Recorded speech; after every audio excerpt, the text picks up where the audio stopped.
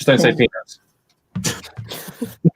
Hello, everyone. Welcome once more to Modeller's Corner. It's good to have you guys once again here this week. And, well, we're going to have a bit of a packed room this evening because tonight we've got Mr. Tom Biddle once more. Hello. We have returning back to Modeller's Corner, Mr. Luke Ryan. Hello. And special guest modelers tonight, who we haven't seen since the very first Modeller's Corner, Daniel Long and Mr. George Oakes. Hello. Hiya. So, Where have you been? where have you been? Why have you not answered my emails? Lost in a time eddy. Yeah, eating out of bins. And McDonald's before lockdown. Oh, yeah, well, Oh dear. not anymore, yeah. Big Yeah. shame. Big sad, no nugs. Well, Ben Hall said was meant to be joining us here, but I think he's running a bit late here. So Ben might join us maybe later on during tonight's Modeller's Corner. So yeah, we'll carry on until he turns up. So as you know, Modeller's Corner is just a little get together of modelers to make some models and have a bit of a chin wag. And yeah, let's have a look at what we're going to be working on tonight. So let's see, Luke, can you tell us what we're making tonight? So I've got here the Scullery Railway sheds, essentially, if the roof would go on properly. That's great. There we are. So these are being scratch built at the minute, and I'm currently working on the carriage shed. So this is one wall so far, and I'm having to make all these little bits out of individual cut up coffee stirrers. So I've got a line here that I'm currently marking where I want to cut the triangles. So that might take me a little while. And then they'll all glued onto this brick base. And hopefully I should have that done by the end of the night. And then I might start working on the roof. Awesome. So, George, what are you working on tonight? Yeah, well, I'm gonna have a stab. I've got it here. A little a market trader's barrel stool. Right, well, the camera's gone off. Oh dear. There we are. Well, yeah, probably for the best. But it's a little stool that came in an issue of Railway Modeler. It's been sat around for a few years, so I figured I'd have a go at assembling that and painting that. And if I'm finished with that, I'm going to move on and try and make a Wilbert. Make a camera's frozen. Wilbert what? Oh, Wilbur. Well, yes, I've got a Wilbert. I've got a J. Oh, J. kit here from Depol. It's very old and not very well loved, but we're going to try and put it together. Your screen seems to be frozen there, George. So yes, I'll try and fix that. We just see the. It's completely fine in the run-up. It's only, when it begins. Yeah. Oh, there we go. There we go. We're back. Well, I can show you some wheels. Got some wheels, lovely. Yeah, we like wheels. Not a fan. Prefer not wheels. Well, no, this is the camera. But yeah. This is why we weren't invited back, George. No, I know. Just got a message here from Ben, and he'll join us in a few minutes or so. Dan, what piece of wizardry are you working on there on your end? Well, this, at some point, hopefully, will be Toby. Which is sort of a project done on a whim, to be honest. So this is This is a connoisseur's chassis, which is the O-gauge kit. I got this from eBay quite cheaply, in that O-gauge is quite expensive, and this cost less than the wheels cost put together. So I'm having that as bits. No matter what happens, that's just useful stuff. But it runs quite nicely, so I'm going to build a frame to go over the top. And I'm not quite sure what it's going to actually be built out of as it goes along. I might get bored partway through and just paint the crew. We're waiting in the wings, waiting for that. Well, I've got over 1,000 coffee stirrers if you do want to use real wood paneling, Dan. I don't. Okay, good. Just the way you respond to them. Would you like some coffee stirrers? I don't. No, I built the Scullery Railway shed, or at least a bit of it. Not to your standards, Luke, because you wanted it properly, and I wanted something that looked vaguely nice on camera. But it was a pain. Never again. And yeah, I would always recommend it. Right. And yet I'm on my third. You say the version. Scarlotti was bad. Try making the Farquhar carriage sheds in that same fashion, using individual coffee stirrers. That took forever. That took a whole evening to do. Yeah, but free materials. Actually, no, I had to buy those. Oh, So mine was the cost of a coffee, and I don't think I paid for that. I didn't steal the coffee. I want to clarify. users in a mysterious load of coffees went missing from Costa. I've had to pay for mine because all the coffee shops are closed. I don't have to pay for it. I don't have to pay for it because frankly, I don't like coffee. Yeah. One of the anointed. Thank you. So anyway, so Dan's working on Toby. Tom, what are you working on tonight? Well, what are you I'm going to do not the coach this time. Because, don't get hopes up, they're still not finished. Oh. I'm going to give it a break for a while. I was going to just have a go try and make some replacement bits for my Thomas. Okay. Because a lot of the bits in the kit just didn't match up anymore, so I thought just start again. And might even have a go at making a face cast. I've got one prepared right now. I've got you can't really see that, but that's supposed to be the Percy face that was used in Thomas Goes Fishing. Yeah, I'll just. It's one of Cool Dude's. What's his name? Cool Dude's face cast you get off Shapeways. So I'm going to do the 2-part mold so I can. Also, just so I can have the detail on the back, so I can literally slip the eyes into the eye mechanism when it's finished. Awesome. Makes sense. Cool. And that's pretty much me. Well, for me tonight, if you guys remember last week, I spent most of the last week's stream just cutting out the bits for this Will's Craftsman Farm Cottage kit. So that took me forever to get all the bits cut out and windows and stuff. So I'm finally hopefully going to get a chance to get this assembled tonight. So How long does it take to glue it? Well, yeah. There is some gluing involved in the assembly, but yeah. No, how long is it going to take to glue it? Not that long. It depends how many bits there is in it here, but there's a few bits in it that actually may have buggered up a wee bit there, so I might have to fix these mistakes during tonight's stream. So, yeah, we're on a voyage of discovery and adventure with a bit of blasphemy. So, and that's pretty much us there. So until Ben turns up, so yeah, let's begin, guys. And if you guys have anything to chat to ask us, feel free to do so. Oh yeah, one last thing I also want to say to the chat: we're not doing the show reel this week, so if anybody is expecting to see a glamorous show reel of models that people have sent in to show during the stream, we're doing that next week, but not this week. We're taking a break from it this time. So, yeah. So Alex had a question for Dan. He said, why did you go to O gauge when you had a fantastic double O gauge? Because I like the scale. Yes. It's just nice. It's the right size for me to work in. So what have I got to hand? Okay. So You've still got all your double O gauges. I've still got all my double O stuff, but let's put you aside for a moment, Toby. Let's take Rusty here. Rusty's lovely. Well, you can't see him there. Is he there? Yeah. Okay. Right. So there's Rusty. I'll put him a bit more in focus. Rusty's lovely, but a lot of my stuff's for filming. So generally, because my camera's quite big, if it's a small model, so what I've got to hand is this is my 009 brake van. That's very small. My camera goes over its head.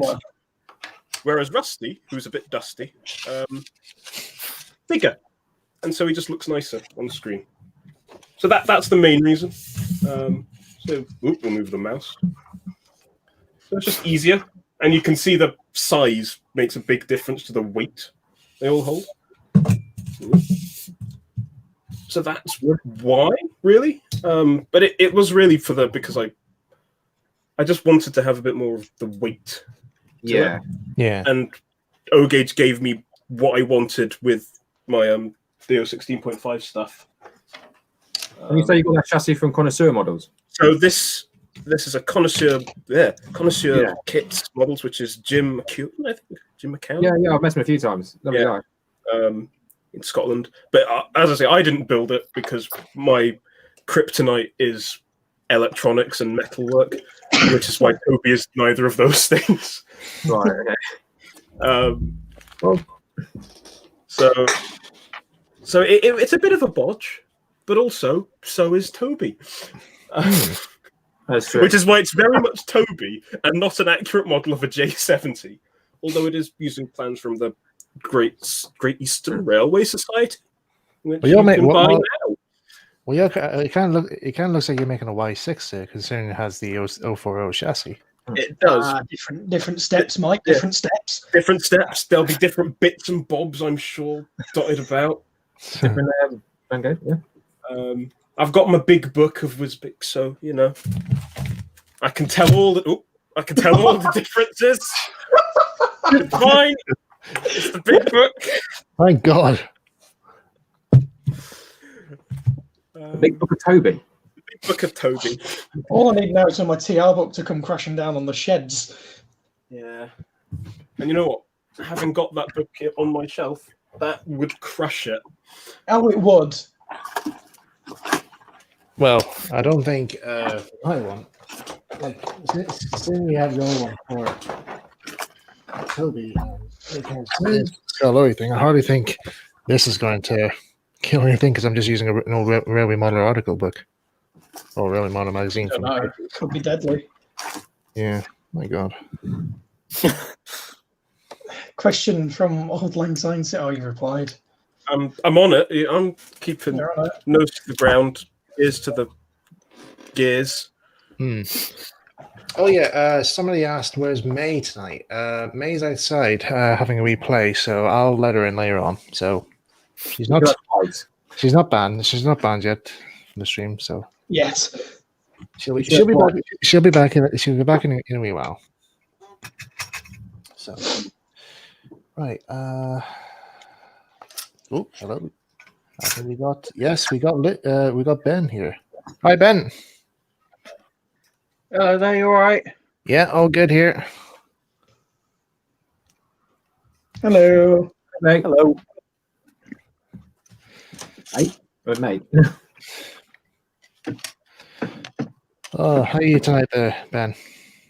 Doing all right? Sorry? How are you this evening? Tired. I can't blame you. Any of you guys have all the posts this week, or Sorry? No. any of you having trouble with the post still, or just No, it's probably nothing wrong with the post with us, sir. okay? I've had many packages in the past few days. Coffee stirrers, this book, man with fuel. To Old Lang Syne Oh, series, we Tony have Ham trouble doesn't with have stuff a taste coming yet. in the post.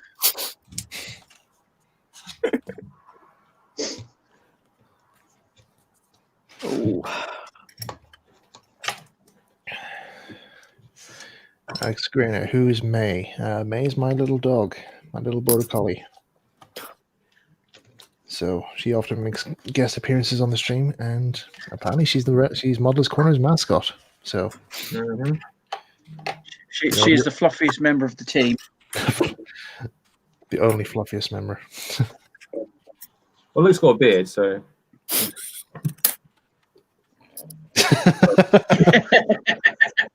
but his is wiry. Yeah. Alex Greener, this is completely a leisure thing. If this was a time challenge, I would regress into a ball.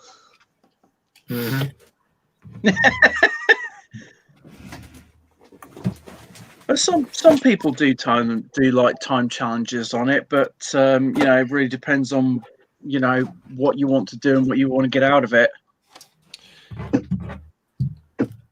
I couldn't do that, to be honest. I feel a bit like there's just too much effort that goes into this stuff. It just feels like if you're doing time, you probably do like a half job or something.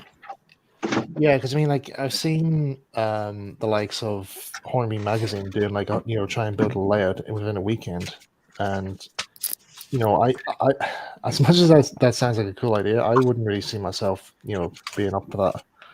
I had to build one in 24 hours. for a model railway challenge show and never again. Were you on television, Luke? Maybe. You've never mentioned this to me before. Well, I asked if you wanted to join, and you did not.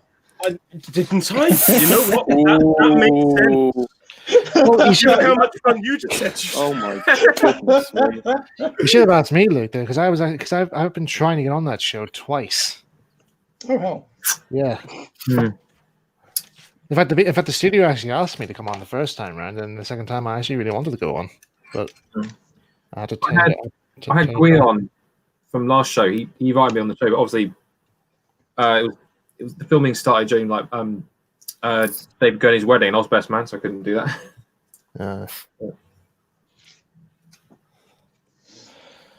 No, it was fun, but went south very fast. God, you really sell it to us, Luke. Oh, Your favourite word makes it magic. Oh dear. what have you done, I George? think, Oh, think Michael, you I asked tried me to if I model wanted Luke. to join.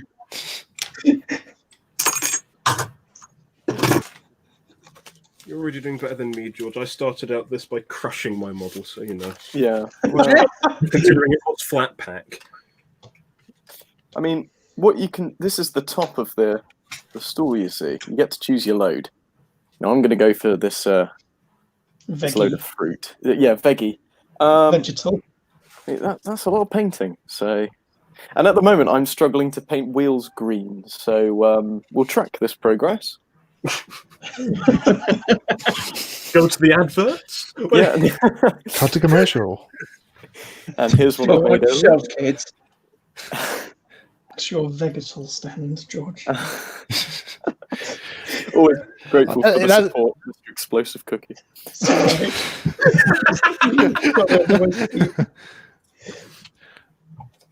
This Modeller's Corner was brought to you by the Vegetal Stand. I hope not. It's not going to be ready. They're going to be furious. Oh no! So what was it? I actually do remember. There's in the town near me here. There is actually like a grocery shop, and I'm actually surprised. The grocery there's very little fruit and vegetables that the guy is selling in his store, but he has loads of jam. So if anybody's short on jam, he's got a whole store full of jam. I want some jam now. Okay. But I was like, it's like every flavor of jam. I was like, See, I'm tempted, but I don't think we're allowed to go on boats or anything or fly planes. So get to Ireland. Then well, you can always make your own. that's right. Yeah, they don't let him on. Not after last time. Do Yeah. I dare ask what happened last time? What happened last time? Last time? He wouldn't stop yelling peanuts. That's true. Well, actually, funny enough, I'm actually going. Well, I was supposed to be, but I don't know if we're going to be able to. I was supposed to be going to Ireland in July. Oh, yeah, you mentioned you were thinking of going. Yeah, it's non-civ related. It's like just making dinner, but yeah, I don't know if that's going to happen now because they're talking about. Well, lockdown's just been extended, hasn't it? Yeah, well, they're saying 3 weeks, but they were saying that because they've cancelled all the festivals coming up for the summer, that Does this include the Tugs exhibition? well, not so much. I'm thinking more about like they cancelled Glastonbury and they cancelled Reading Festival, that sort of stuff, and Oh, nobody cares about those. no. But what I'm saying is, if they're cancelled, then it's most likely that it's more likely that it could be extending the whole lockdown thing. Yeah. So it could be till September till we'll actually allowed to come out, you know. Hmm. But hopefully not.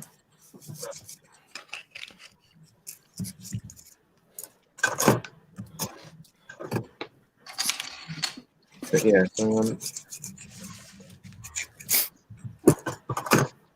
Sorry, we forgot to ask it. Ben, what are you working on tonight on Models Corner? Somebody's just asking. I'm currently working on the rear turret of my boat. Already put on a layer of weathering for the base plate.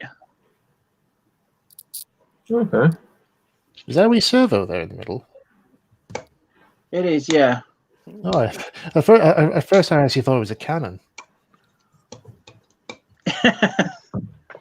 Just appearing out of the side. That is the cannons. That's pretty cool. That. Oh wow! And then Thing is, though, for the servos to work, I guess they're not that heavy, are they? Or oh no, it's completely made out of plastic card sheet. oh, did you? Okay, so you scratch built that yourself, did you? Or Most of it's scratch built. It's got a few war game parts on it, but otherwise, yeah, it's all scratch built, and a lot of the rivets are individually glued on. wow.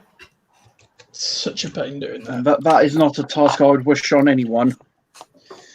I did it on my 16mm Scarlory I'm making, and yeah, never again. Yeah. A friend of mine had the idea of using super glue to make rivets, and it's Super glue. I try. Well, basically, like, you know how you basically just like put a little tiny dot of glue and you just do it in a line. Aye. And it dries into like into like a rivet shape, and then I tried it. I was just like, yeah, no, not again. Just look out of place. They look like all different sizes. Yeah, it can. Super glue can work, but you really do need a lot of practice at it to get it consistent. Yeah. Sorry, that'll be 2 seconds. Dan, someone's asking, aside from Toby, is there anyone else you're thinking of scratch building in O-Gauge?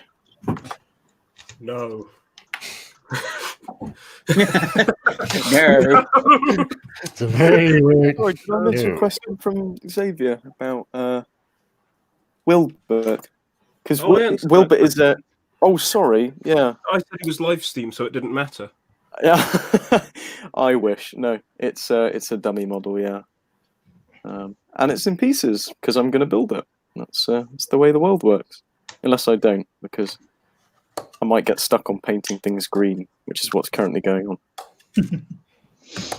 Well, you have to wait for the fruit and vegetables to ripe, so yeah, they would still have green. Oh, they've gone very rotten. It's rotten! You stupid donkey! There's actually a joke I actually heard somebody say about it. No offense to any American viewers in this chat, but there's a joke I heard somebody about a Texan going to Murr Street in Dublin, and this Texan was a bit of a bragger. He used to brag about how good and all he did. So he goes over to this old lady on a vegetable stand. She picks up he picks up like a Granny Smith apple, and he looks at it. He goes, what the hell do you call this here? And she says, oh, it's an apple. And he says, oh, is that right here? Well, you see, in the United States, we grow green grapes bigger than those apples. She says, oh, is that right? Must be a nice place. And he goes further down the stall and he picks up a cucumber, and he says, well, what do you call this then? And he says, she says, well, that's a cucumber. And he says, well, back in Texas where I got here, we got green beans bigger than those cucumbers. Yeah, is that right? Yeah, very nice indeed. So anyway, he turns away from the stall, and one of the 5 cameras he had around his neck swung on and hit a head of cabbage off the stall onto the floor, and the old woman just calls after him. She says, "Oi!" She says, "Come back here and you pick up that Brussels sprout now. Come on." He got the shock of his life. You have to model that for your stand now, George. Yeah. Well, let's have a look, shall we? Are there any? In fact, you can actually see already. Oh, possibly you can't. You just have to take my word for it. I have painted some ginormous Brussels sprouts. So very good. they're good to go. Ginormous sprouts. Got to model a man saying that now.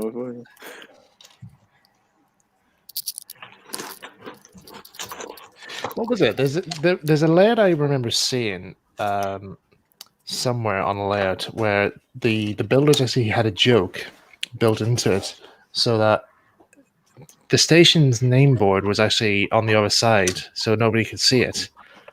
And so, if anybody tried to lean over the board to see what the name of the station was, the station name board was called "Sod Off."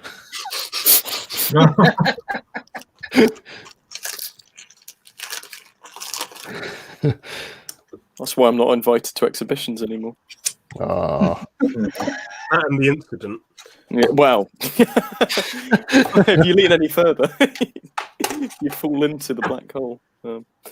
So, yeah. Sod off. Well, there's one track where it was like a Thomas display, and every now and again, there was this mouse that was attached to this toy mouse that was like attached to a chassis. And every now and again, just go around, it just like go on the track, and everyone just like, "What's that?" Oh, was that like at a Garden Railway show? No, that was just like this is like a natural proper double O layout, you know. Oh, right, okay. Because I do remember seeing there was a Garden Railway one that actually had a hamster in one of those like in a hamster wheel, and the hamster wheel was actually attached to the chassis of this truck, and there was just this little hamster powered train. Yes, I've seen that. It's great. It's brilliant. That An actual hamster powered chassis. well, no, the hamster. No, yes. it's only a toy, but it's only a toy. Oh hamster, right. but, Yeah. I mean, cruelty to animals, for sake, Tom. I was going to say, 'cause that counts as animal cruelty, doesn't it? Oh, it's just on an exercise wheel. It's fine. Yeah, I was gonna say, my Wilbert's going to be hamster powered. Do I need to take a few steps back? Or? Don't worry, the hamsters get equal pay. Doesn't get paid. Hey. At all. Yeah. What an unusual concept. What? Pay the hamsters? What have they ever done for us? Apart from That's sitting in a cage and looking cute. What did I really think of next? Where's my... Next thing you know, we'll be hiring them to drive cars around all day.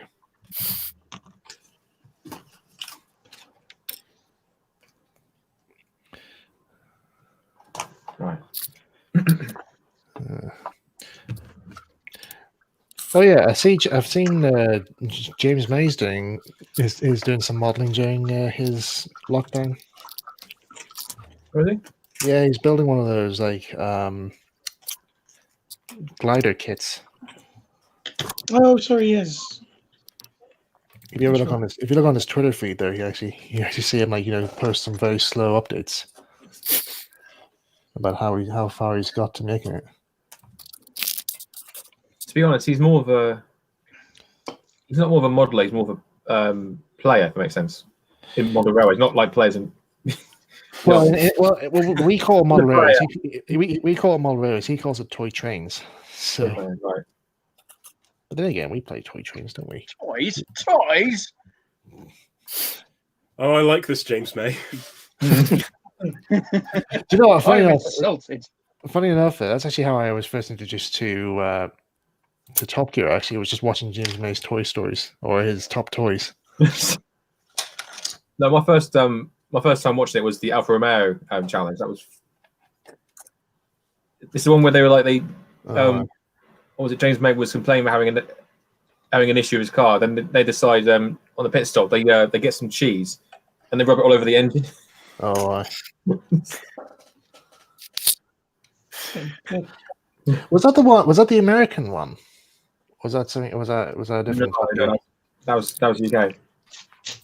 Because I do remember that in the American one, James had this big. Was it a Cadillac or something? Some sort of car, but it was fitted with the same horn as those of the American diesel engines. So every time they go over a level crossing, James would beep the horn. It'd just scare Hammond. He'd literally floor it. I think didn't he put that in as a gag? Like, it didn't originally have the train horn, but he thought it'd be funny. Maybe he did actually. I can't remember because I heard him talk about it in a Q&A actually one time.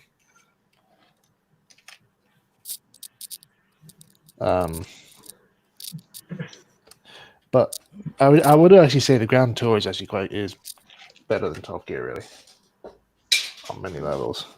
I've not seen any of it actually. Really? Yeah. Oh, you must check it out. It is definitely really good. Because I remember I was last year. I mentioned this a few times in the past streams, but I was on holiday with Ryan Haig and Chris Eden Green last year on the Isle of Man, and one morning we were waiting for one of us to wake up. Me and Chris were in our room and in the kitchen, and we were just sitting there. Chris was at one end of the sofa. I was in an armchair. He was working away at on his Steam locals and profile videos, and I just had my iPad out, and I just went onto Amazon Prime and just clicked on the Grand Tour, and instantly Chris just looked up from his laptop and looked over, and he says, "Oh, which one are you watching?" I says, "Oh, it's the one where they build the car. What do you call it? The kit? I think it's the kit car where they go to the same country where Genghis Khan ruled." And he instantly jumped off the sofa and raced over. He says, "Oh, that's the best one. I want to see it."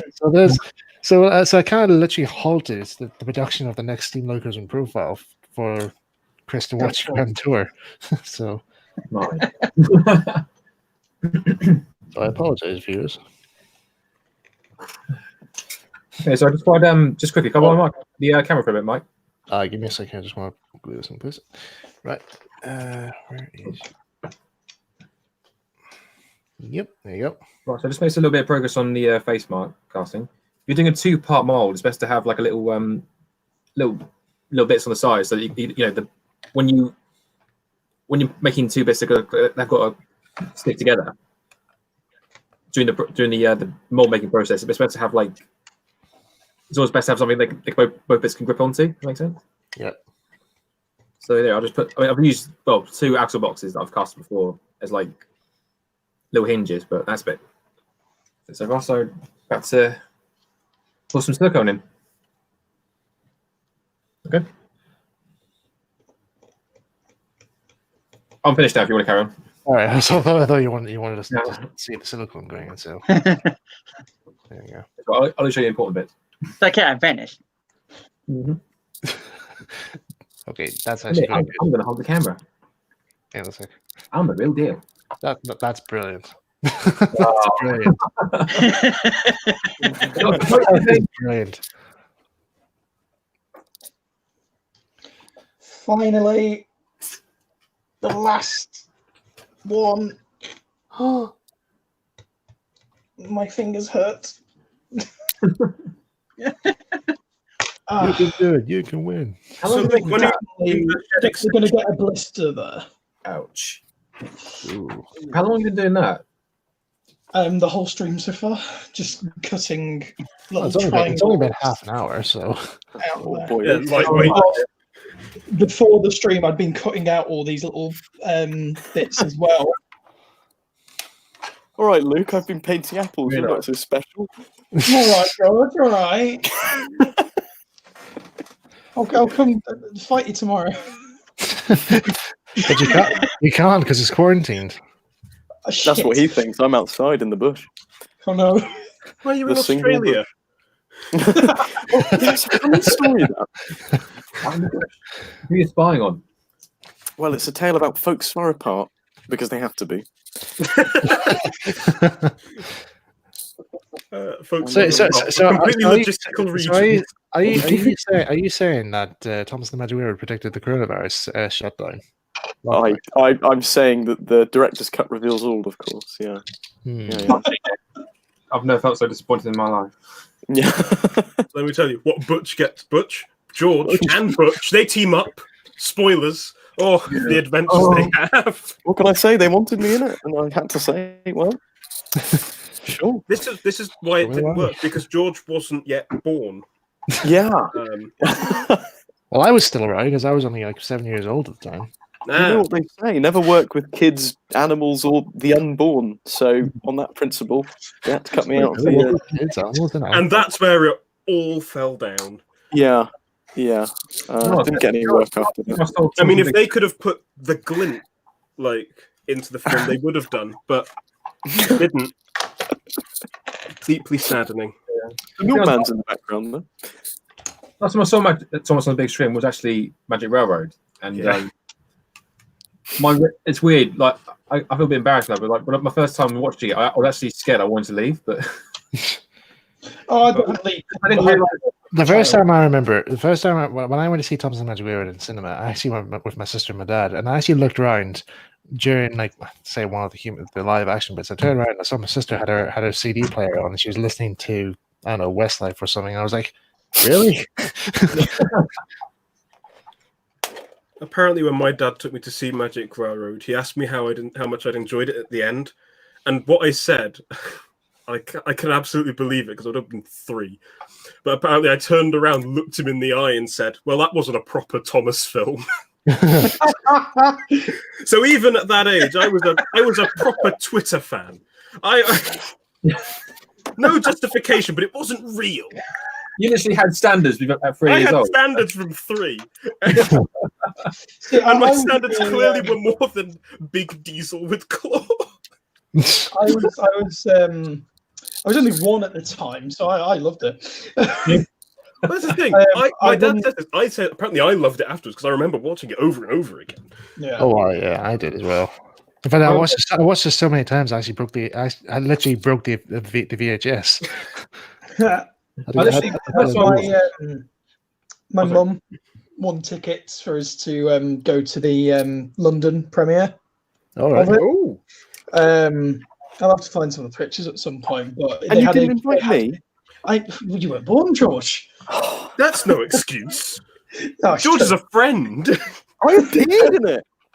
Oh, friend. I teamed up with Cranky. But yeah, they had because it was down in London, and they had a Ginty. I think it was the Pangolins Ginty painted up as Thomas with the face on, just like sat on a flatbed outside the cinema. Oh, aye. And apparently they had like a little stage thing on the inside, where they had like a whole like live show with someone dressed up as the Fat Controller and stuff. So It wasn't that Australian guy who dressed as the Fat Controller with the giant eyebrows that terrified everyone. Oh, Mr. Knife Man. No, that was probably the. I mean, somebody actually pointed out. Actually, I think maybe on an old SAF tweet. I think it was Saramai or something. But he messaged saying, like, this is probably the most scariest Thomas image I've ever seen. The Fat Controller holding the knife, and I replied back saying, "Never mind the knife, but it's his eyebrows are the most scariest." Very true. Well, I suppose you can take the knife away, but the eyebrows are sort of there for life. Well, now we've got the controller personating now. Isn't it odd to think Magic Railroad's almost 2 decades old? Mm-hmm. Yeah, I know. And it's only taken this long now to get on Blu-ray. Oh yes, yeah. Oh, I forgot that was happening. Blu-ray was a bloke who sold pornos at the back of a Nissan Sunny. Yes, but did he sell the director's cut of Magic Railroad? He sold director's cuts of other stuff. That was mail order. That's why I couldn't get a look-see in. I thought the cut was as bad as Brittle Cross Interview, to be honest, but like fluffy things, steam, smoke, and that's why I like that train. Yeah. I heard in an interview somewhere, someone told me they were talking to Britt Aldcroft, and she took forever to get round to the main subject. They were asking her questions about, I don't know, something maybe I can't remember what it was, but they said, like, she just rambled on forever, and until like, was there anything left in the interview? He says, "Oh, I think the last 5 minutes was all we got."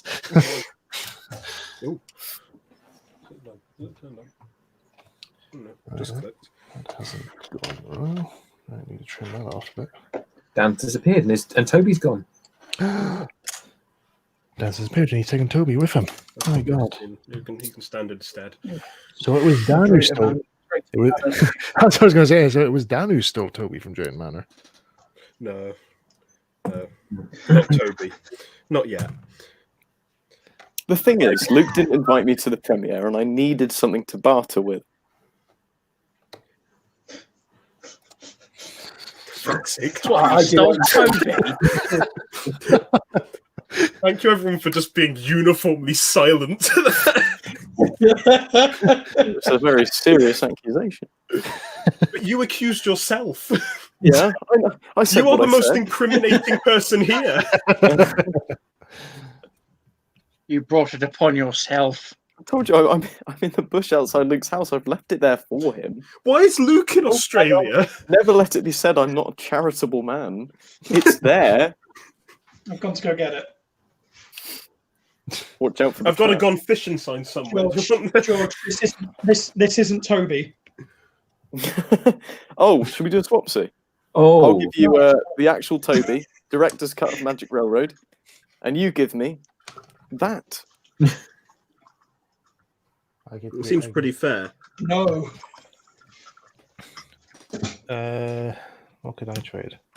I can give you. I can give you my prop model of Toby for Branch Engines, which I'm not going to reveal yet. Well, Luke, do you know what I know you'll want? You'll love no. it. You're gonna really just. I'll zoom in. There we go. Hello, Rusty. Right. What you want is this bogey. wow. Wait. But attached to this coach. Oh yeah, I do. Yeah. Give me that, please. Oh, Doing No. a wheelie. It's doing a wheelie. It's a fast coach. Speedy. I do want that coach. You know, it was inside that coach that I first met you, Luke, and I told you to go away because I was talking to my new friend Ben. That's very true. Charming young man. Yeah. Well, Ben was very nice. what a special! What a special! Found out moment all that about was. his holiday. What a special moment that was to capture Very a model different for. how six members treat themselves now. We just say hello. How are you? Unfortunately, that's what Luke said. Oh, And then Dan just told me to go away. But to be I didn't. fair, the story is better than that because on the Talaclin, the windows at the end of the coaches can open, and I ended up talking to. It must have been 8 or 9. We ended up talking to the family and the other coach just across the couplings. Like we shook hands. It happened over quite a while. Found out what everyone had been up to. It was quite fun. What we hadn't realised when me and my friend Maren had gone to the Talaclin that day, forgetting that Luke would also be there was the problem. So we said we'd meet up, and when we got into Towin, Luke ended up just between the trains, like just between the coaches, not between them literally. On the No, I platform. wasn't like. He was very safe, Yes. and he said, obeyed the railway rules. "Hey up, Dan." And I turned, looked Luke directly in the eye, never met him before, and went, "Excuse me, I am talking to my new friend Ben," and said goodbye to this 9-year-old who I'd only just met too. bloody hell. It was a fun day. It was. Hang on. And you took us to the yard. It was fun. There's a loud bang at the door here, so I think May wants in. So George, please stop going to people's houses.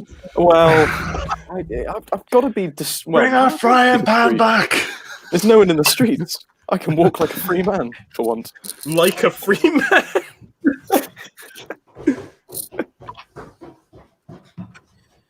Well,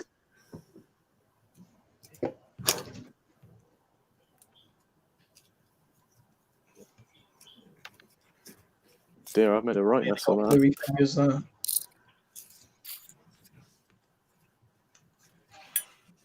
Right. Slowly but surely, the wall is coming together. Bit by bit. Folks, you asked for her. Here she is.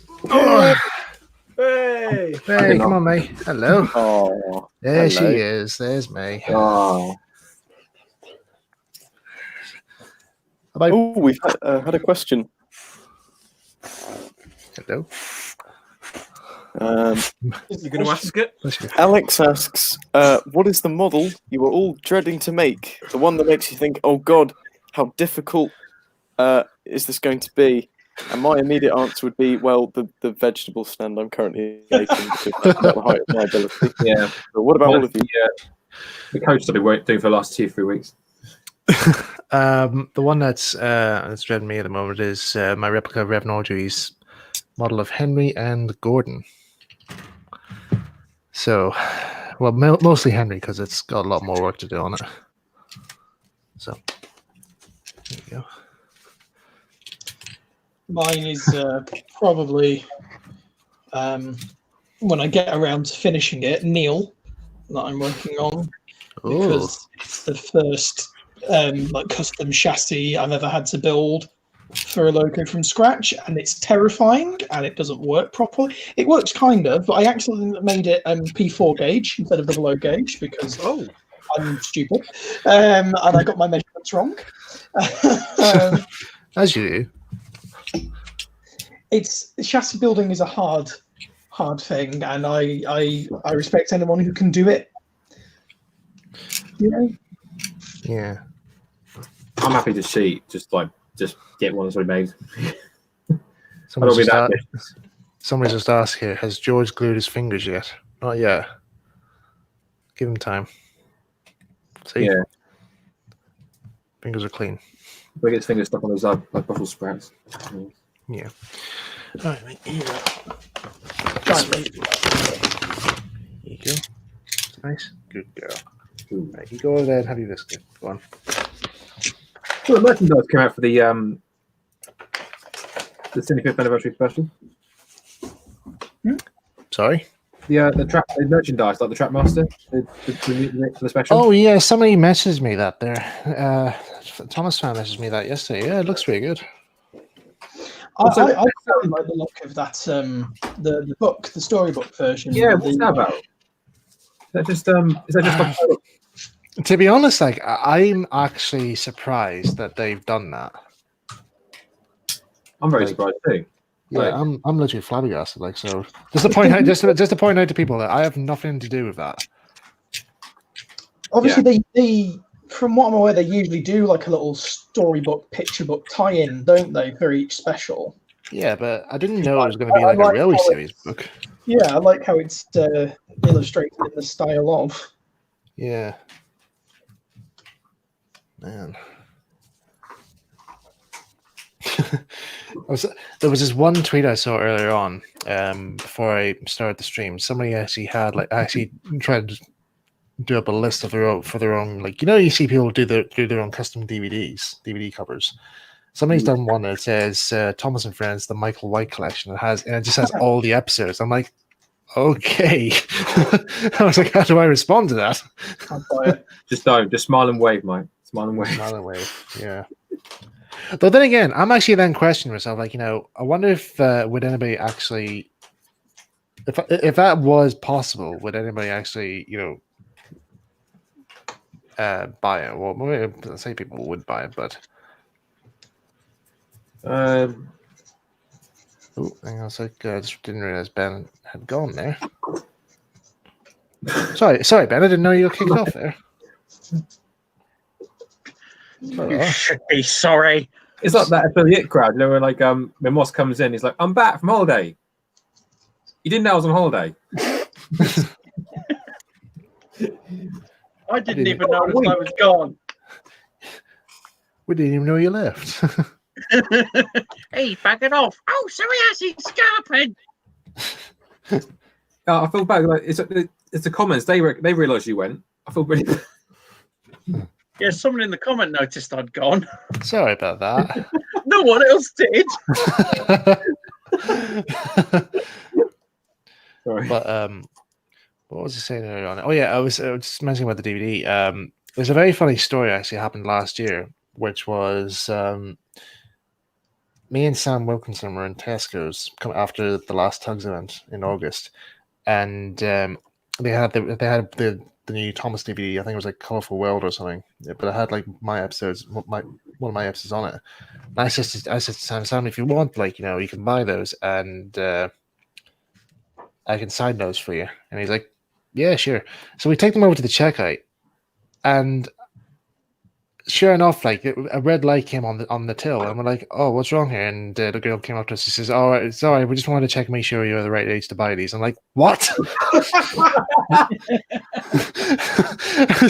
Sam was like burst out laughing. He's like, You do know we both work. Just to let you know, Mister, we actually work for the show, and it's just like Humble brag. doesn't matter how to make sure you're the right age. I'm like, I'm pretty sure we're the right age.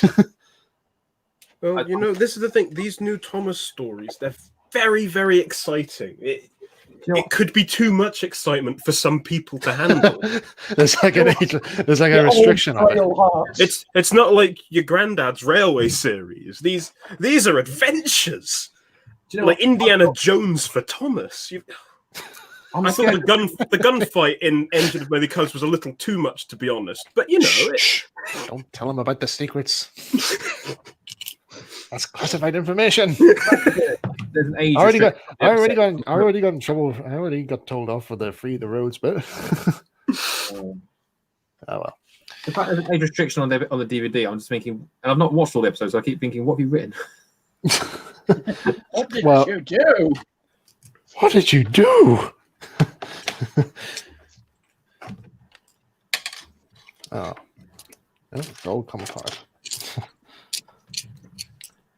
I swear to God, this kid of this house. This kid of this house I'm making right now, it's going to turn to Jeremy Clarkson's house after Richard and Hammond have a go at it. It's just going to blow to pieces. Sorry. Anyway, you were saying? Yeah, I was going to go back to. Did someone ask what was it? What thing are they? What thing are they most dreading building? Oh yeah. Yeah, this fella. Oh yeah. Oh. It's a really good cast, though. Yeah, Sean made that for me, but the wheelhouse is all made from scratch. Oh, looks excellent. As it always, then. Sorry? As it always. So, you're just continuing the story. It's 10 pence. Yes, that is all it cost. You're continuing the penalty. It's 10 pence. Oh. The de-Americanized version. 50p. The UK version. But then again, if tens is called 10 pence in UK, what does Big Mac in UK called? Oh, Whopper. Well, big whammer.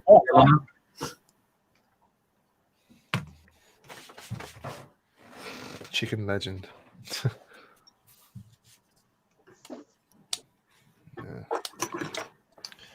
Okay, that's that now done.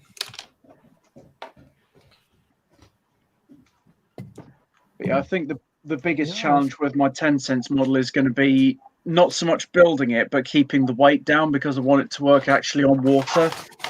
Yeah. Okay. So I've still got to keep as much weight in the bottom as possible, and I need to keep the weight down. Otherwise, it will do as some of the originals did and fall over without a trolley. You remember the Brighton show, Ben? Do you remember well, it depends. Remember the stand next to us? There was like the guys that made the Swan, the Talking Swan. Oh. Gertie the Swan? Gertie the Swan. Oh, what a day. See a rucksack. Empty the rucksack. No, but they were going to make a tug based on, actually make it. Yeah, they thought about making one based on a character. They're making it. I think they were just going to make their own version of it, but they never. I just wondered if you have you heard from them since? Have they done anything with it or? No, not heard anything about that. I'm afraid. I think some of the guys who did that they work at the International Model Boat Show at Warwickshire, but no, I've not heard anything of it. I'm afraid. Yeah, I thought I'd just ask because it seemed like more your field of model work. Oh well, be nice to see it. There's one funny story with it though. Like, I sort of there's a guy who's voicing Bertie the Swan. I sort of said because the display tank was right in front of our stall, and all the guys from SIF. I said, could you just sort of say, when someone gives the Swan something, can you just say you can join the dining club now? And he did, and no one heard it. Oh, And then a bit later on, me and Benji are just sort of like looking at the Swan as it comes towards us, and the whole it's kind of close to closing time, and the Swan goes, "Hello, we're the dining club now," and then everyone from the store just like bursts out laughing. Took a while, but we got there in the end. Yeah. And I completely forgot, and I was like, I thought they were listening, but oh shit. Yeah. Oh my god. What are you doing, mate? You're poking your head on you. I think you guys are familiar with the dining club. I've realised that I'm nodding, but it doesn't work on this. Yes. Okay, right. It's banter that David Gurney came up with. Audrey. And we've been creating the hell out of that for the last 10, 11 years.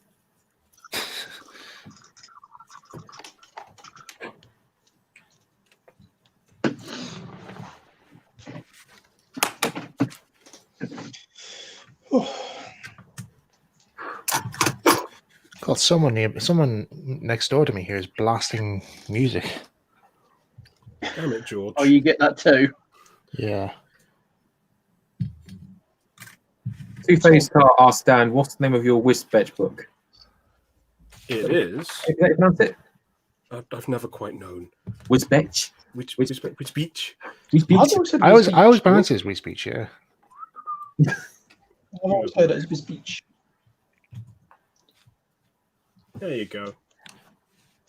Look at the tramway. It's playing dubstep. That's what it is. It's dubstep It's next door. Oh, tramway by Peter Pay. Peter Pay. It's Oakwood Press. Oh, good. It's got lots of nice pictures. And also it also has drawings as well, doesn't it? It's got drawings at the back. So Oakwood Press books are always rather full of nice things. So it takes you on the history of the route, and then it goes on to describe the entire tramway in excruciating detail, which is actually quite nice. Luke, Tom Foster has just messaged saying, has there been any spoilers yet?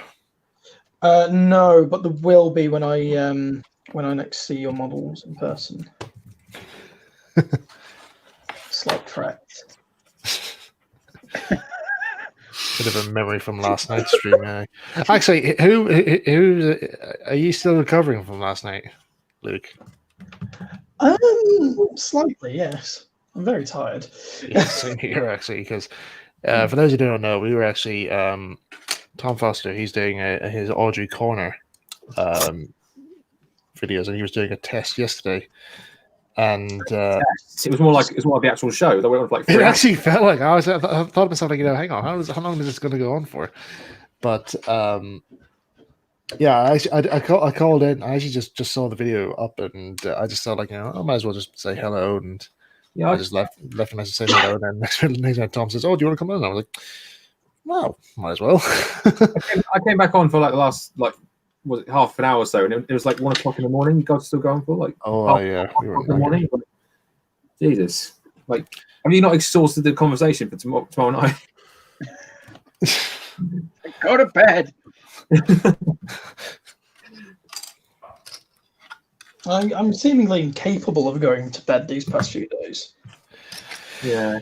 It's just sometimes there's just so much you want to still talk about at times, and Your mind is actually still active, and sort of. I think it's mostly just down to the fact that there's like a lot of people are using their phones or on their computer before they go to bed. It's like, yeah, it's best just to like shut your mind off, read a Whispetch book, and just drop off normally. But, yeah. Well, these last few days I've been reading, been listening to all the Terry Pratchett books. Well, like a book series, really. You may have heard me mentioning them a few times. You have. Oh, bugger. Ah! Sorry.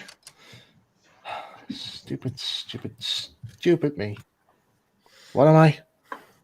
Oh, that's it. Oh. You done it wrong. What'd you do? I cut the roof the wrong way. That's what I done. Oh, I did that.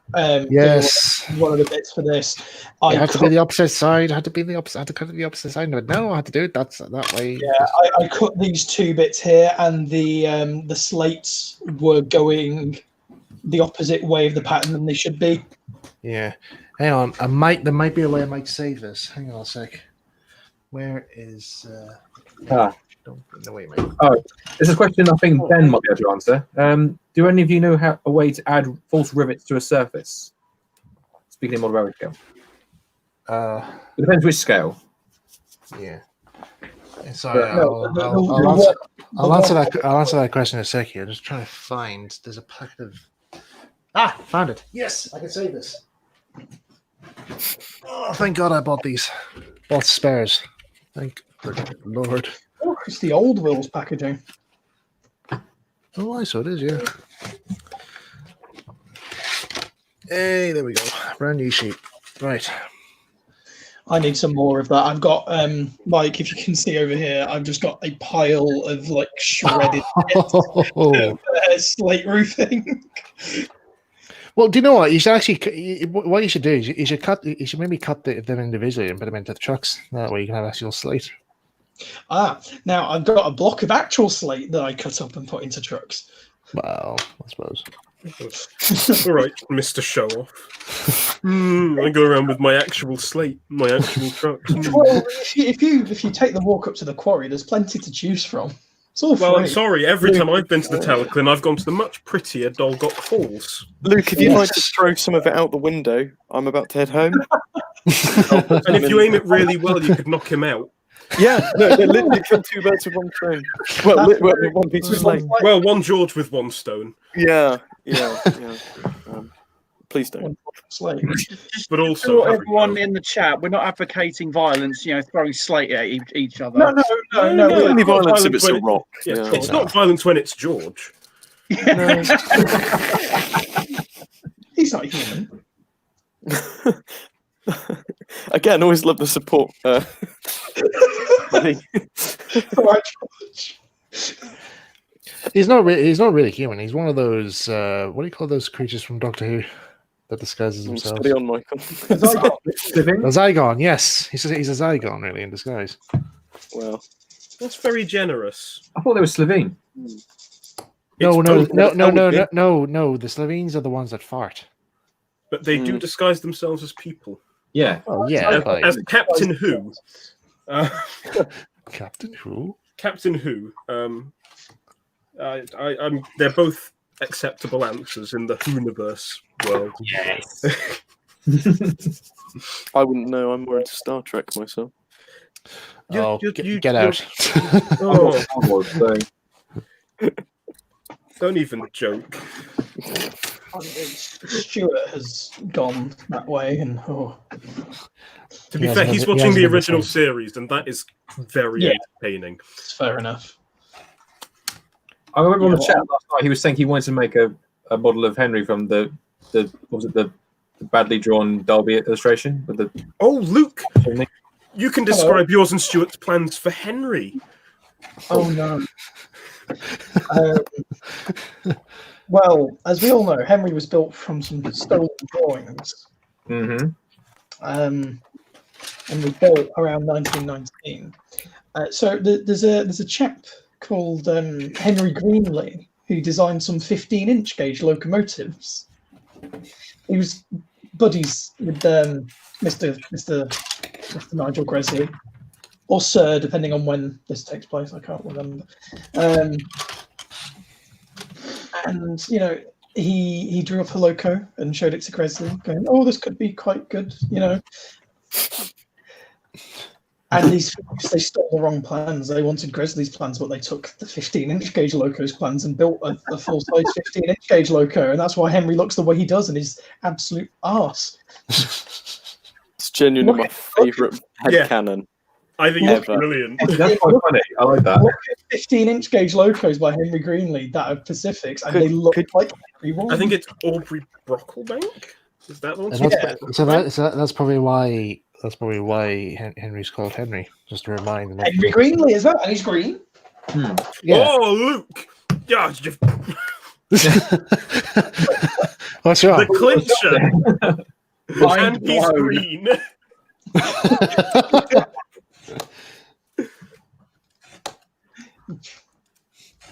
This is a revelation. We've solved the Da Vinci puzzle. Hang on, I'm going to share my screen in a second, Mike. I want center stage in a second. Oh, okay. We've solved the mystery. Now, what do we do with our lives? Tom, if you're watching here, if you're still watching the stream here, we've solved the riddle. He disagrees heavily. Does he? You know, he's entitled to be wrong. He's going to take out me and Stuart in our sleep. Secrets out now. now. No. He would say that. He would say that for tomorrow's stream. Don't worry, Luke. The slate mist. I've got the ability to protect you. Slate mist. So you don't appreciate Will's plastics? No, you go for Slaters to get your slate. Ha. It took a while to get that one. Hey. You're joking, Tom. Don't worry. It was so funny, I forgot to laugh. Ah. Do you hear that? It's the sound of nobody caring. I feel very called out. Get out of bed, boys! I'm still laughing. I'm still remembering about last week I mentioned about Goku. The guy who voices Rolf is the same guy who voices Goku. Oh yeah. Yep. Well, there's a video of him and the voice actor who plays Vegeta having a conversation. So you have Rolf talking to Vegeta. Can you please change your screen to mine, Mike, on the stream? I want to illustrate my point. Okay, hang on a second. Here we go. Here we go. This is a 15-inch gauge loco designed by Henry Greenlee, and with a few adjustments, it's Henry. Well, you might have to show. You want to share your screen there, Luke? You might want to share your screen here because we might want to see it. We can only just see the. I see the top left corner. Oh, because oh my god, you're gonna have to pop in the other one that I've got. Oh right. No, yeah, I completely forgot. I've got two. Hang on. Whatever you do, don't pop in camera number 3. No. Oh, sorry. Oh, I can't put it in here because it's according to this here, it's limited to 6 cameras. So. Well, Sorry. I'll point my camera at the screen. I can just. Oh. Oh my god. No. Oh my god. You know, we were steps away from having 60s title sequence. Oh, wow. So, and then Ooh. here's the Henry. This is Wow. Space. It's him. He's here. Oh my god. He He lives. hasn't got a face. And a That's dog how I in a know you're tent. cheating. Oh. I wasn't expecting that. I'm so sorry. Enjoying it. No, that is. I gotta be honest. That is actually quite funny. I like that. 15-inch drawing. Yeah, they were mates. That's genuine. Well, no, everything is drawing. They make them bigger, and it's just like. Yeah, they read the measurements wrong. They just presumed it was standard gauge. Well, that's the thing. All of the numbers rubbed off in the wash, surely. Henry, your body's in so much pain. But yeah, no, genuinely though, Nigel Grizzly and Henry Greenlee were like pals, so it does all work. And Henry Greenlee ended up basing some of his locos off of Grizzly's, I believe. He did. So it all comes together.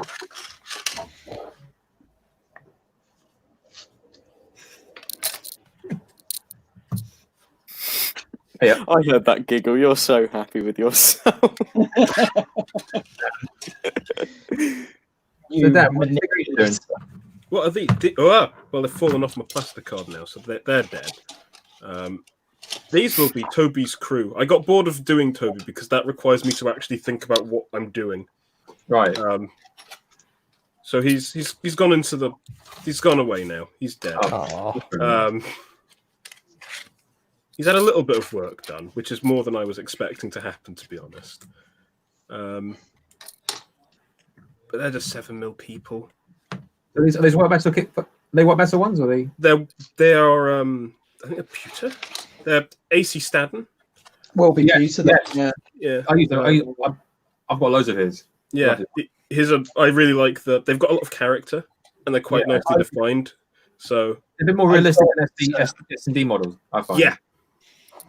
I've got some of AC Staden's 1860s Loco Crew figures. For my Skylory stuff. And it's quite nice because you get like all the different arms and legs. So you can choose what pose they're in. I really like them. They're great. I want more figures like that. I asked him to make a sort of can you do any sort of Thomas related characters, like you do the Fat Controller or could you do Audrey or something, but never quite got back to me on that one. But so I ended up making my own. I took the head of an Edwardian figurine and I used the body of Sir John Benjamin to make the Fat Controller. Why'd you put your tail there, Fancy, you silly mutt? Sorry. Harsh words. Silly dog. Sorry. I think we can. Funny because you can't tell what Mike's talking to. I think we can do Mike for an all abuse on those charges. Why did you leave your tail right next to the wheel? It's live on stream. We have witnessed it. Oh, shit! I think I've just glued some wood to my desk. Oh, there you go, Tom. This village has happened. It's nearly happened. How can we go back from this? Where's my knife? Make it a feature, not a flaw. Build it into some sort of shelf. You're all right. Dan, it's in the middle of my desk. Well, build it into a feature, not a flaw. Make it some sort of armrest. Oh, That could be very fetching. Fetching. there we go. It's all solved. Drama over. Feature. Luke's got wood. Go and destroy that tennis ball again. Go on. Luke's got his wood stuck. Oh my lord. Modeller's Corner exclusive. Oh dear. Why am I coming on to this? Last time I was on, actually no, last time I was on it was fine. The time before that I spilled glue all over myself. You mean you glue yourself? I glue myself. Some sort of sticky situation. Oh, dear. Hey, look at my vegetables. No. Do we have to? Every time. What's funny is every time he says, "Look at my vegetables," his camera goes off. It's a beautiful like karma, isn't it? Kiss my artichokes. There we go. Here we go. Oh, hey, that's pretty good. We've got some Brussels sprouts. We got some. We got vegetables. Yeah. Definitely vegetables. Yeah, I think it's time to put this thing together. We've got big ones, small ones, some as big as your head. Oh, that sounds threatening. I never could get the hang of scaling.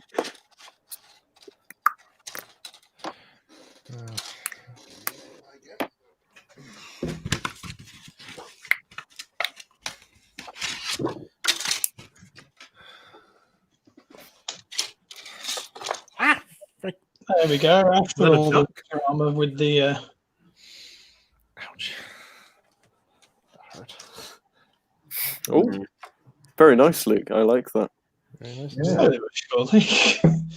I've got like 5 more to put on, and then I can glue it to the bricks. Where did the engines go? Eh? When are you going to model the Audrey extension plans? Yeah. Never.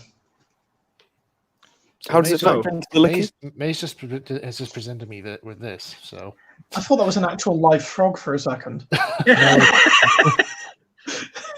no, it's a tennis ball. Oh, yeah. It is an ex-tennis ball.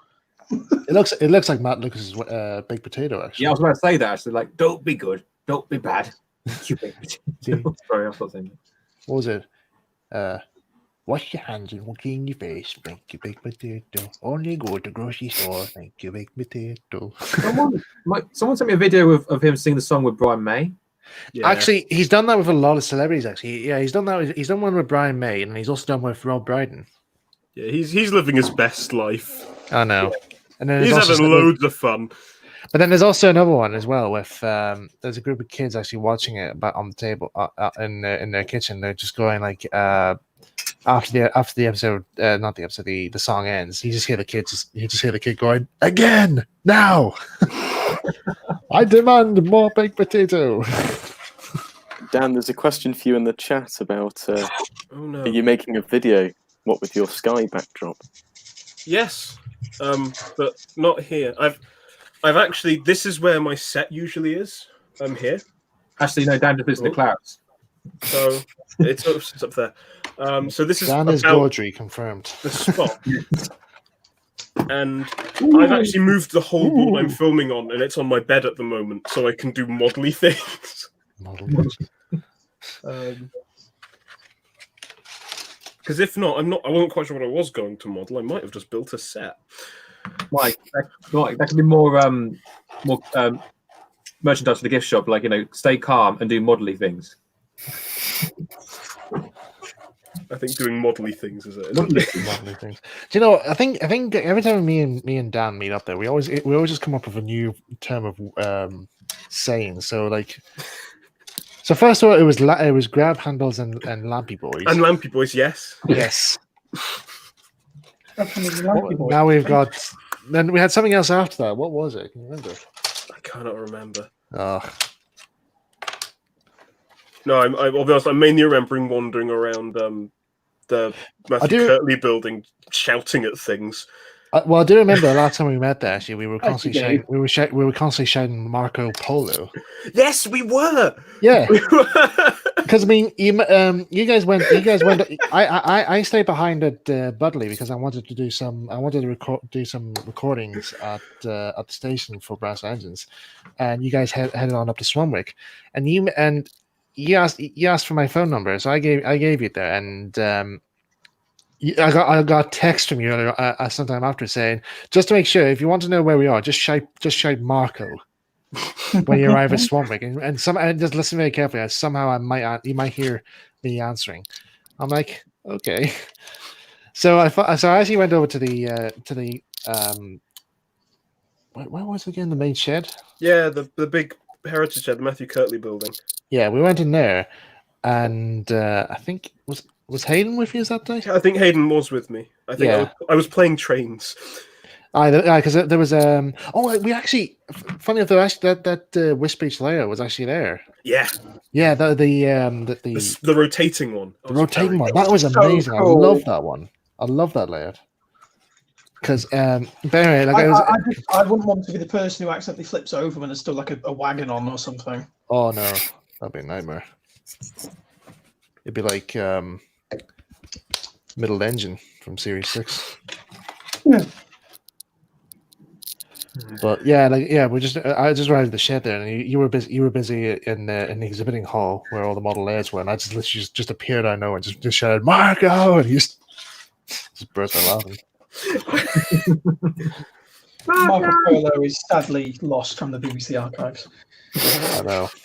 And whose fault is that, Luke? Yours, George. Ah, that's right. You shouldn't have taken it to the Ukraine. Should have kept it in the BBC Film Archive, but no. I had errands to run. A TV centre in Ukraine, Luke's bush. You know, please, can we not talk about Luke's bush, please? Certainly not Luke's bush getting around. Oh. Please, because we carry on like this here, I might have to be asked to add an age restricting on this video. I mean, you say stop talking about Luke's bush. Right. it's been what almost a year, and you now think I get age restriction to the videos. Well, we did have it. This was before that. How many times have I said the C word on this thing? Can I say Right. that? Mike, can I say that word now? No. Never. Never. Time to begin assembly.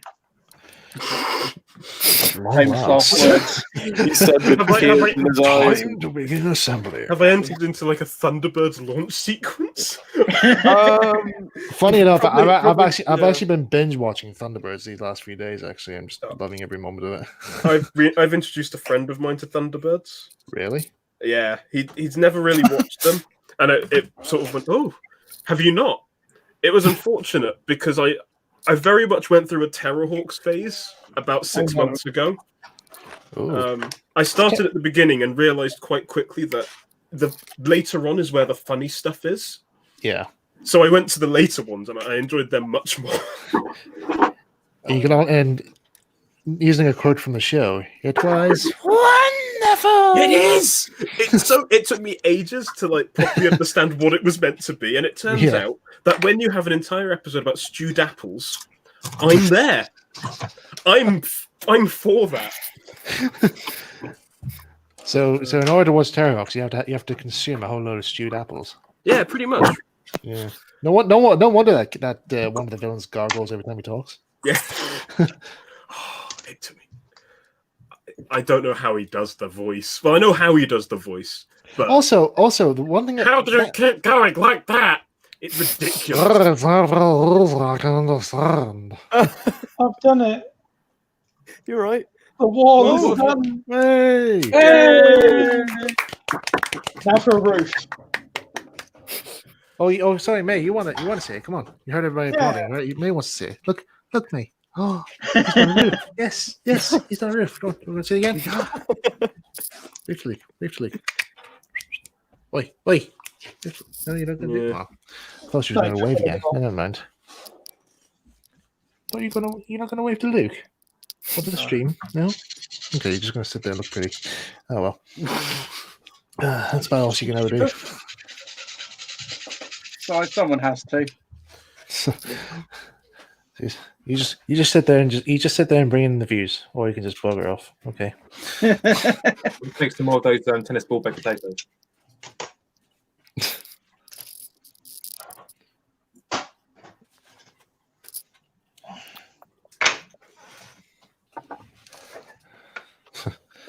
Okay.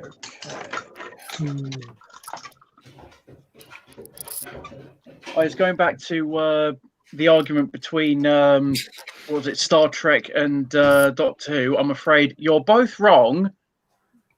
This is far better. What is? Transformers. Oh, I do love Transformers, but it's not going to. right. Hang on a sec. Now, I think that's cheap. Adventure series. This is my one. I'm sorry I have to bring this show back again, but yes, I love this show. It's brilliant. Oh. The Mysterious to See the Door is just the best adventure series, hands down. It's so good that they actually never did merchandise. 2, 6. Or no, I think 2, 6. Mate, you want cuddles, don't you? You're literally What asking. do you want from me? What do you want from me? I'm giving you all the cuddles that I can provide you with. But are you just looking at another chewy? Okay, last one. One more. Okay, be good. Then go over there. It's time to go on an adventure. Go on. Oh, okay, you just sit. Okay, I'm not sure if that was to May or to like just a general statement of "I've had enough, I'm going home." You never can tell with Luke, can you? No, It's the third live stream. He's just abandoned to go travelling the world. I don't. it's ridiculous. Here we go, traveling the world. And he still takes a full fee. We're at Croven's Gate now. You're not Blimey. traveling very far, are you? Quick. Blimey, that was quick. No in-flight meal or anything. It's not bloody Barcelona now, is it? Well, which Barcelona? But not the planet, Luke. Oh. I mean, we've already heard that my dog's got no nose joke way many times, and it's already getting old. Oh, it was the best when Turbo J UK told it. Hmm. In the Oh yeah, I forgot he was on last week. That's how that's going to kind of look once it's got a roof on. Yeah. Yeah, I don't know what was going on there. Like, I feel really bad because I couldn't really have a conversation. But Well, yeah, but that was just because I think his connection or something was giving him some trouble. So it was delayed a lot, and that's what.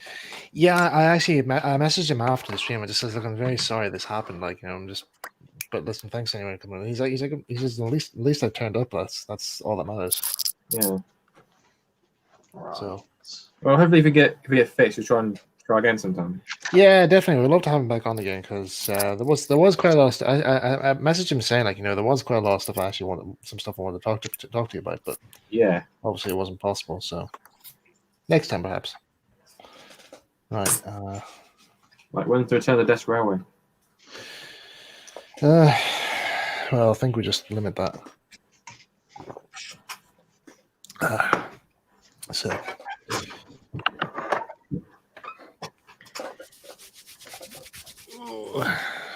Oh yeah.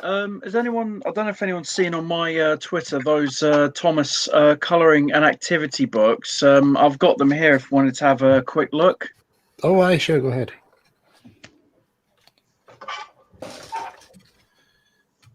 There you go. These are original 1984 books. Hang on, I'll just get your screen up. There you go. Oh, well. Very nice.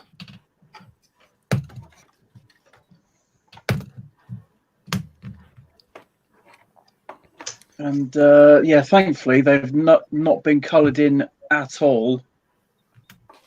Ah, so you can have a go.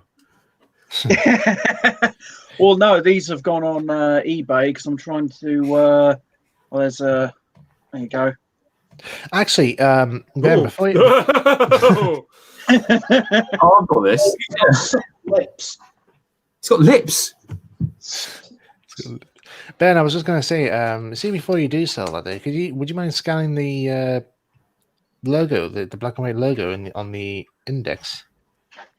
On the first page. This one, you mean? Yeah, would you mind sending me a scan of that? Yeah, I don't see why not. Thanks. Wait, you're talking about dodgy lips? Oh God! Yeah. Oh, look at the fucking jaw. Look at the fucking. Oh! That control was the worst one, I thought. Yeah, You look like a melted Mr. Ben. That's another good. What's quite funny is that some of those are actually the outlines of bed covers. How small is that truck? It's Stargate. Yeah, it's broad gauge actually, Luke. No, It's actually Paramount Gauge Gordon. The truck is mega small. Oh my goodness. God. Oh, no, thank you. Yes, Am I giving you nightmares now? That's literally the. You see the. I'm just getting some nightmares of that image. There. I'm just saying to myself, like, why has Henry got square buffers? That's what not about the right. face? What about the face? No, I don't mind about the face, but the buffers. Oh. Why can't people pay attention? It's not right. It's not canon. Oh, and finally, this the one that I've only got one copy of is a sticker book with the stickers in it. Oh, that's very rare. Yeah, I mean, I like just half of that controller. Yeah. Thing is, though, aren't those stickers supposed to make up the full picture? Oh, they're in colour in the Yeah, pictures. they go on each. You get some on each page to make up a full picture. Oh, got you. So I thought they were stuck. They're not taken out yet. All right, got you. Hey, Michael, here's who you keep getting asked about. I do like this character. Is he Justice Revoker? I do like this character though, but it's just people ask too much from me. Stop asking. Stop asking. Stop it. When's Fergus going to be back? Oh, I'd like Thumper. My favourite returnee is for Farquhar. Actually, do you know what? You know what? I actually did this thing. I actually did this thing on some years ago, where I actually took that audio, that video clip, and I actually did edit that, so it actually does say the proper pronunciation of Farquhar. Just took out the extra F. Well, if you're Willie Rush, I'm fairly sure it's Farker. Farker. Podcast Nation. That's a proper Duncan. That's actually a good one. That. That's a grumpy Duncan. Yeah. This is. Hang on a sec. I like his trailing wheel. A trailing wheel. If that's all right. If that's 1984. Yeah, it's Dancan. Oh, Duncan! I remember Duncan well. Duncan, well, yes. Duncan. You know, he was in the director's cut of Magic Railroad. It's 1980s. That's all pre Series 4, isn't it? Yes. Yeah. Yeah. Interesting that they're even in there. Oh yeah, going on other slightly off drawings. Oh yeah. Oh God, that got worse the more I looked at it. Goodbye, Thomas. Oh, I just keep thinking they're not now fit. it's time for us to go home. Just like Thomas. Wait, that's not Thomas. Shush. When was this published? 90s, wasn't There it? you go. The dark 1984. That'll be why, because they didn't have much TV stuff to go off. True. So they just went, oh, we'll do Railway Series Thomas coaches. Well, any parable like that, right? Oh, it works. The kids won't know. Yeah, but we will. And we's what matters. We only Years noticed to come. 30 years later. We're the ones that care. But we got it. We're the only ones who care. You can imagine. Just imagine on Crime Watch.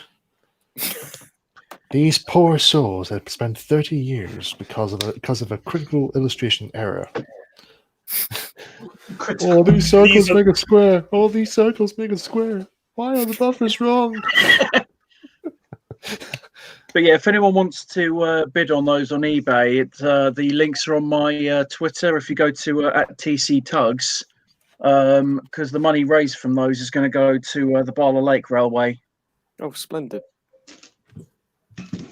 That's wonderful. That's nice.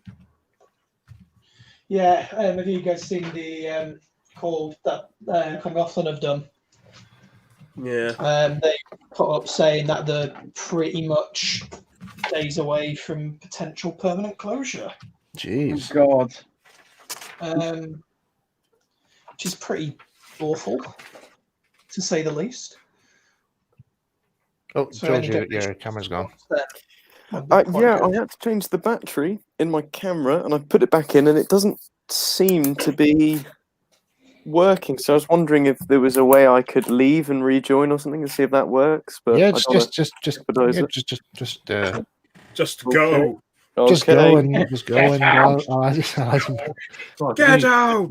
Get out! And he's gone. and we never saw him again. Thank God for that. Oh, well. First times I ever saw him, faced my eyes on George, he was just a blank screen. I must actually watch that film again, Shawshank Redemption. It's a really good film. It was like one of my, until I saw Sherlock Holmes, the Robert Downey Jr. one. That was actually one of my favorite films. Oh, sorry, I put the wrong I one. think some of the Sherlock Holmes was actually shot at Didcot. Which one? The one with Downey Jr. Because Oh, that sounds about right. yeah, because my I used to work there, and the lady who was running the cafe told me a story about how because the cafe's in two sections. One's got the obviously for the public, and there's a smaller one for the all the volunteers. It's known as the Wendy House. But there's one during the filming. He asked her, "When I come in for my lunch, can you like tell everybody to leave because they didn't want to be disturbed, during his break?" All right. And of course, her response was, anything but. She was like, "No, to me, you're just a regular person. So if you I've got a business to run. So if you're going to eat, you're going to eat with everyone else." Yeah, You eat and you suffer like the rest of us. exactly. Who wanted to ask that? You can eat with all the other plebs. Oh, was that Robert Downey Jr. asked that? That's what we're doing, Junior. Yeah. Cool. It's like, do you know who I am? Yes. And do you know who I am? I'm the one who has to give you the food. I'm terrible. You know who I am? I'm your dinner lady. I'm the one serving your damn food. I'm the one who's prepping your food. I'm the reason you're still alive right now. I'm the reason you're not hungry.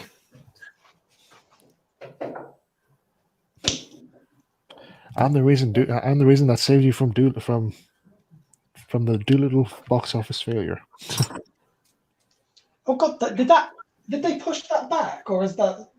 That's been out. No, it's been out. It's been a box office disaster. Yeah, that's why you've not heard about it. Well, no, because I knew it was happening, but I just completely forgot that it had, come out. Fortunately, so did the rest of the world. Oh, very good. No. Except for Nostalgia Critic, who reviewed it this week. Oh well. But we don't care about his views, do we? Do we, children? You want outside? Yeah. Question for Dan: how has Rory been since his last adventure? Tired. Rory's the ice cream man, isn't he? He is. He's somewhere. He's not. I don't know where he is actually. That's Rory, the ice cream man. George has got the small Rory now. Then I've got the big scale one. Oh, there he is. Dunk. Down he goes. Nope. Big zoom. Mega. Extreme zoom. Cool. He's missed this. He must be a Brum, actually. Hmm? He must be a Brum. He is a bit brummish. Yeah. He's Brummish, yeah. What, But is yeah, it he doesn't. But yeah, he doesn't speak with a Brummie accent. No, very, very not that. very much a Stuart accent. Very much as well. It wasn't at the start. No, it's a tie. Bolton accent. I'll tell you what, George has been gone for a while. He's all right. It was just his escape. Probably stuff on his own vegetables. The vegetables have got him. They seek the revenge. You painted them in the wrong colors. He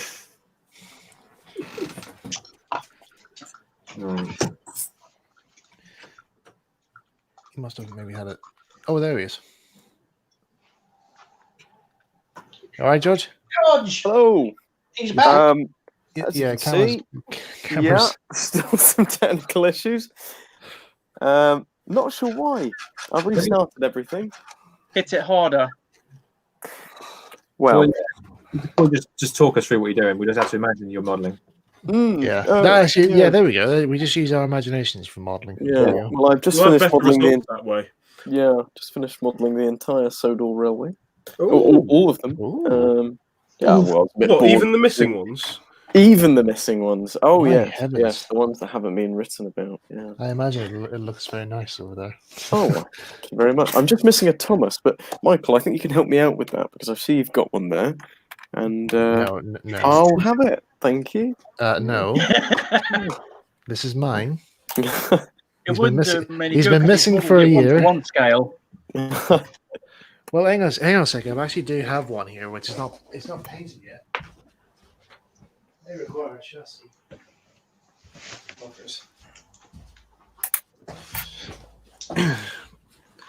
Yeah, this is a spare Stuart Repath model that I actually did a bargain with a guy on eBay. He was selling it there, and I bid for it, and then he took the bidding down. And I says, why did you take the bidding down? I was looking, I really wanted to get it, and he's like, oh, I didn't think anybody was interested. I was like, interested. I was very interested in that one. He's like, oh, you wanted it? I was like, yeah, please. Do you know who I am? Excuse me, sir, do you not realize who I am? I'm You're not realize who you're speaking to.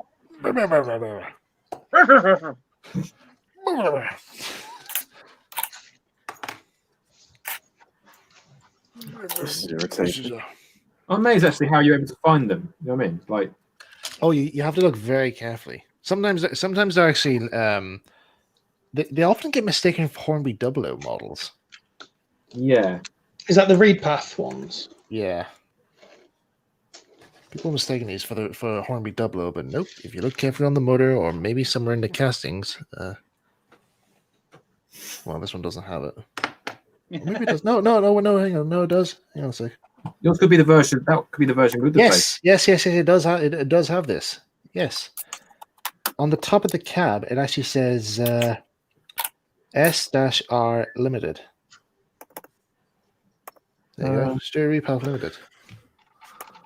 So there you go. But yeah, that was kind of lucky to get that one. And funny enough, both of these actually came with motors. Both that one and this one came with their original motors. Whereas that one was actually 2-wheel, whereas this other one was actually 3-wheel. Has that been converted since then? No. Oh no. No, I'm gonna see about maybe get a chassis made or maybe custom made one. I don't know. But I'm going to see about getting that one painted up for my club's replica of the North Western Railway.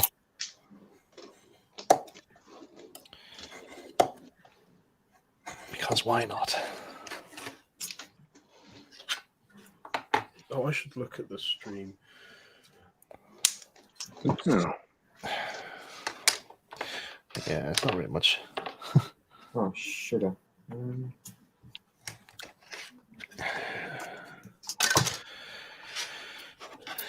So, let's have a bit of another. I know people were saying, were asking questions like, what's our best model to work on and so forth. But here's a good one. I should probably ask for us. What's the first thing we're going to do when the lockdown's over? Like in terms of us, like being allowed to go outside again. What's the first thing we do after we go outside? See friends.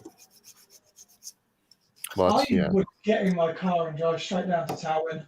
Honestly, I'm getting withdrawal symptoms. You've got a problem. I do, Dan. This for you. Lockdown is cold turkey, and maybe it will help you in the long run. It's because it all came in literally a few days before it was due to go down. So I remember because that was the weekend we were going to go to Statfold Barn. Yes, very true. Probably going to stay in. Not much going on. I wouldn't mind going to a few railways actually. Like just, but I think I'll probably try and make up for the trips I was supposed to have this year if I could. Like I was supposed to go to Berlin with Ryan and that, so I think. I don't know what. I don't think we had not many plans for going there again, but. I'd really like to. I would like to go back up to, but I actually would like to see my old friend Chris, because we hadn't seen each other. I haven't seen him since after Christmas, and even before then, like we hadn't seen each other for a good number of weeks. And out of the blue, he just appeared. He just appeared on my doorstep one day, and he just says, "Hi, how's it going?" I'm like, "Mate, you do not know how pleased I am to see you." Oh. So I was like, why are you here? And he says, well, you left this, you left some safety valves and stuff for your mamod down at the club, so I thought I might as well bring him to lead this in with you. I'm like, awesome. So I just sat down and catched up for a bit. My webcam's back, or it will be. Promises, George. How does that look? Yes. Yay! Okay, well I can show. Look, we've got a thingy. It's got, Thank you. Now I'll do it again. Encore. It's crooked. Woo! It's working. I prefer the book version. Yeah. I prefer the book version of George's stream. George's camera. Help me! Save me! keep making the same Happy mistake. folks, you're my only hope. Right. Yeah. I think I've made another mistake with these molds. Oh, there we are. I made it too sticky. No. I'm gonna have to do it all over again now. You're not having much luck today, are you, Tom? Like the last 3 weeks. Or any luck. It's like those coach fronts again. That's what I was saying. Yeah. Will he make? I know. I remember last week we just joked saying, like, will he make one this time? Will he get it right? No. Well, I'm trying to find my hacksaw so I can cut the windows out. But... I would like to ask a question in the chat if possible, just Fire to away. throw it back to people. What their favourite thing is they've made this year, or least favourite, or a thing they've made. What are people working with? I finished the wagon. That's the only thing I've finished this year. And it looks. I've made it so that I'll go get it. You should have had it on the stream. I think for me, it'll be getting this damn boat finished. It's been on the go for nearly 5 years. Right. For me, is to get everything ready for branch, getting all the models and stuff ready for branch lenses, so I don't have so much to do. So I only have the filming to worry about. By the time you finish it, it'll break. Well, yeah, true. Fall apart. Just like my bank account. Aren't we all? I know. Since branch lenses started, my bank hasn't been very pleased with me. This is what I like to do. I like to put my stuff, if I can, in these really nicely wooden cabinets or boxes. These are that's the one I was after.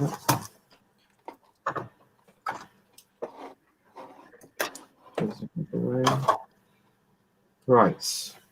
There we go. This is that LNR van I finished. I don't know if you can see that. Oh yes. Oh yeah, That's I remember. Also, it's a Parkside. Dundas. Parkside Dundas O-gauge body van, which I put W irons on and the fittings and everything, and it now looks like a proper. But I've left the beans off on this side, so I can put one of those big faces on it if I wanted to. It doesn't look. Just trying to get someone else to make them. But what I usually do is I like to use fittings that have got weights on them. So, for example, like the buff beans are made of white metal, so there's the brakes and everything, and I made what's it called? The underframes from underneath. They're made of. That's a cast I made. I made a latex copy of one of the pieces and just made my own white metal castings. Right. Just to add more weight to it. I just lost the camera. What happened there? Hang on a sec. Give me a second. I just want to check and see what song that guy's playing outside here, because it's actually quite loud. You can't hear it. Yeah, what's everyone else? Is George gone again? No. Yes, but I'm purposefully going to switch the battery in my camera, which might have slightly caused the problem last time, but we're going to cross our fingers. And How about everyone else? What's everyone else doing while they're working this year?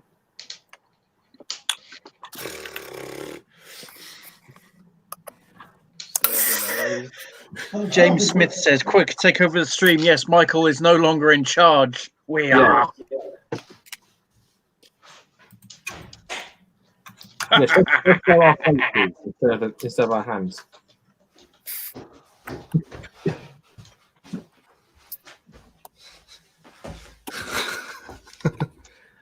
Of all the tunes they had to play. What were they playing? Somebody's watching me. I was being mad. Somebody's watching me.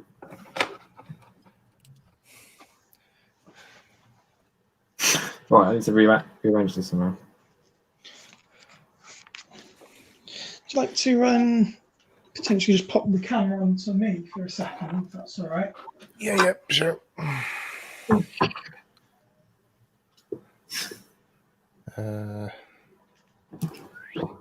Okay. So it's coming together. It just needs the roof now, really, and the whole. Oh no, that's embarrassing. Oh, What happened? I wasn't looking. Oh, good. Oh, You don't Luke. need to. No, I've seen it now. you've recreated the Blue Peter layout and the derailments. But yeah, that's actually really fits good. inside very nicely.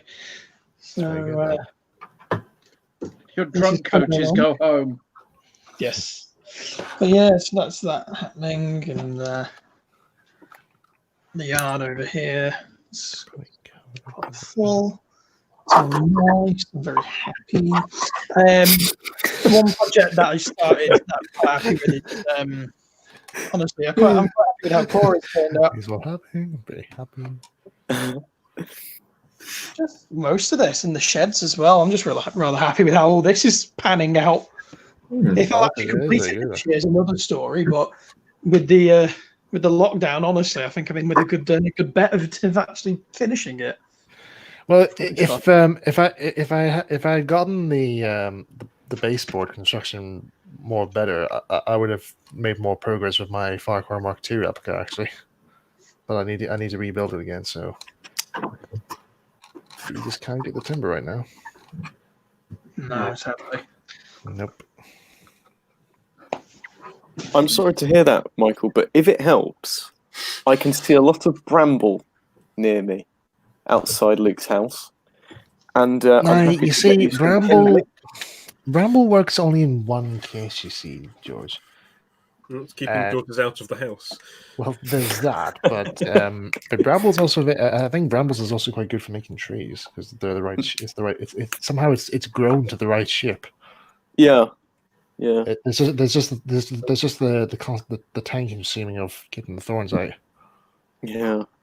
Do you have any use for any slate? Because someone's thrown out the window a lot of real genuine Halifax slate, and it was aimed at my head. Yeah. So, well, we'll see. I can't imagine who did that. Whoever did it needs to be a better shot. Well, it needs to go to Specsavers because their aim was bad. Thank you all. Their aim was like the slate. Terrible. Terrible. Not accurate. Cup of tea. I think you'll find it's quite good, high quality slate actually. What differentiates it from other slate, Luke? I'd like a rundown. Slatey. Oh, right, thank you.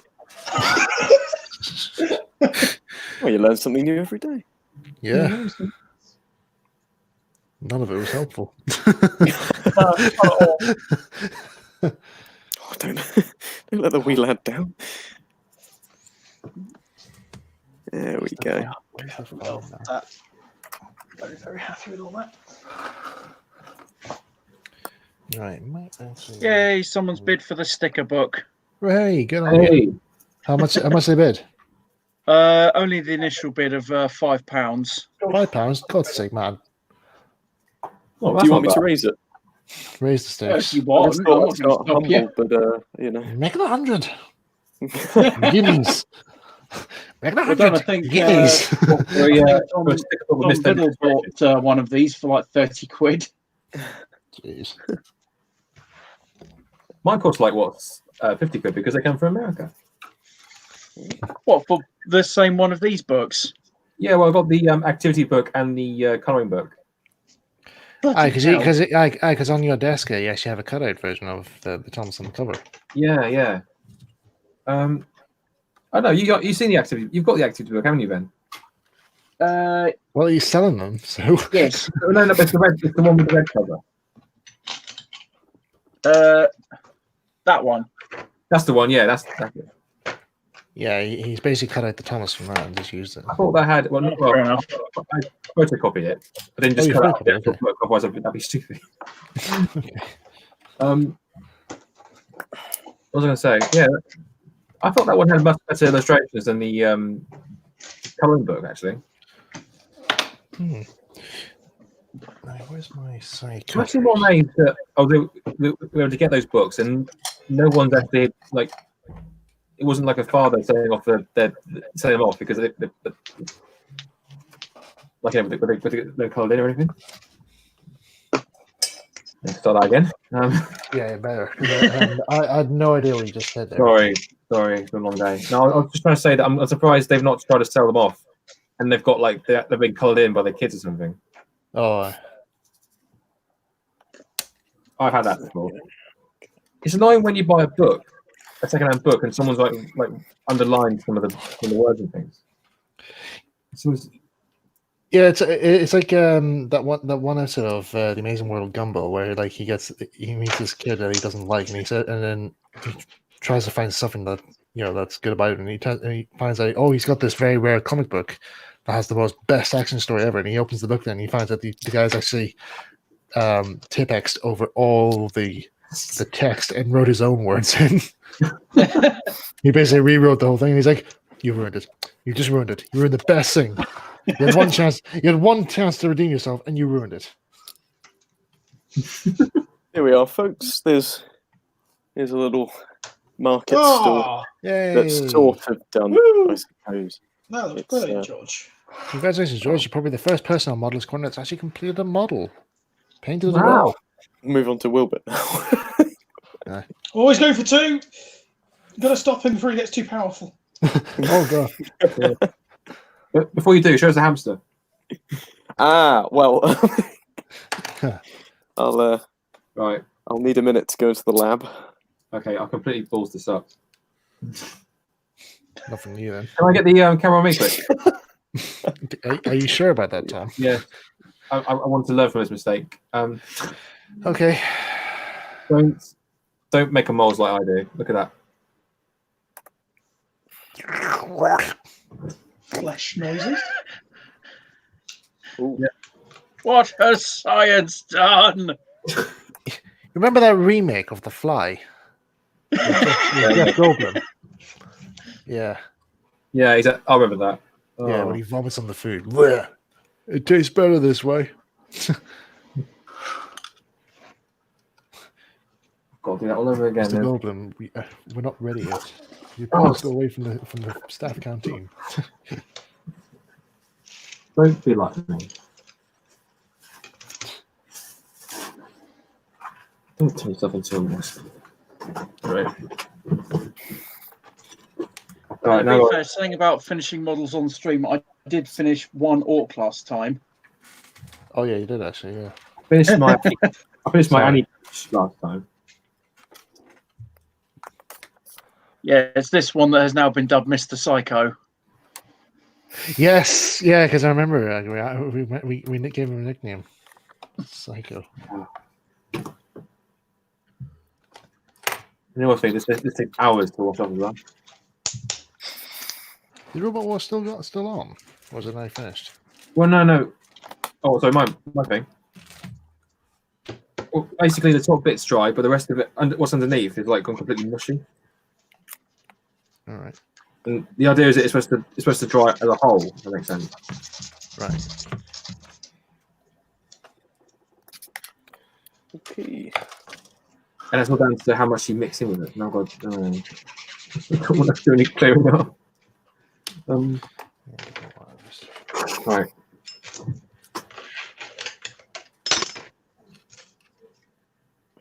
Okay. Well, I've done some. Where do I keep that? There it is. Oh God, he's now playing Gangnam Style. Oh God. Oh no. Gangnam Style. Open Gangnam Style. Boom. Is it? It's on a part of your house then, something? Or? I don't know. So I'm confused. What is it? One of your neighbours or is it your parents? No, it's the neighbours. I wish. Right, time to paint everything black. Right. You can have any colour you like as long as it's black. I'm gonna wash this. Not under the hood, Luke. Not under the hood. Oh.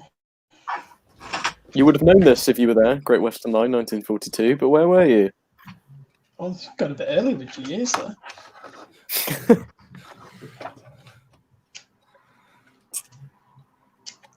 I'm afraid, George, I wasn't born. He was still with his siblings in the womb. I'm an only child, Mike. I've always been alone. Sorry, That's the most accurate thing I've ever heard about being an only child.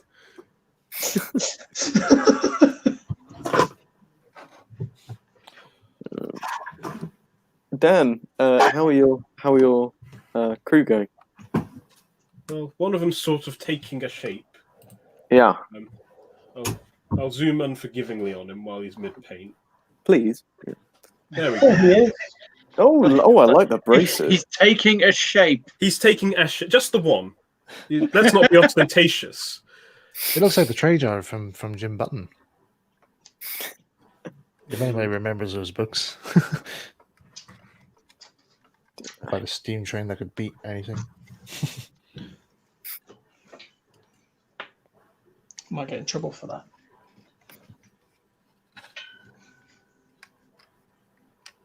I like how there's like 3 of us on this stream that are all using Citadel paint. You know what? Yeah. Citadel paints are pretty good. Yeah. I have to remake this roof again because I just would not stop getting things ruined. Well, unfortunately, I'm nearly out of this dark red base color, Mephiston red, and no one online has it in stock. God. Well, it's funny you say that, sir. Yeah, Because I'm outside your house in a book. Yes, your house for one night only until the police come. Well, if you've got some Mephiston red, come on in. Well, I'll attach it to a piece of slate. Throw it in the window. I would advise ducking. But There's a Well, chance if you hit my 10 cents model, we're going to be having words. what's a 10-cent model between pieces of slate? I'm broken. That's true. There we go. Well, Wilbert's done, everyone. Quick build. Very nice. Let's have a look. So, sort of. Oh, what a singular frame. I think that's how real Wilbert is at the minute. Yeah. That's At least it's accurate. She has been taken out of service for extensive repairs. Yeah, it's been out of steam for God knows how long now. Yeah. Definitely over a decade. Do you know anything, Luke, about Wilbert's naming? Was it sort of chosen independent of Wilbert Audrey, or was because he was a chairman, I'm pretty sure, of the Dean Forest, and that's it was probably kind of decided by the railway, and then they just kind of went, is it all right to name it after him, you know? And I doubt there'd be any opposition. Because it was named was the loco named before or after the Reverend died? Because I want to say after. No, it was named before because it was because it had Chris Roger wrote the book about it. And there's pictures of them together, isn't there? Or am I just making that up? I could be making that up. Could be. You might be thinking of the Neen Valley Thomas maps, or maybe Though I think there actually is pictures of.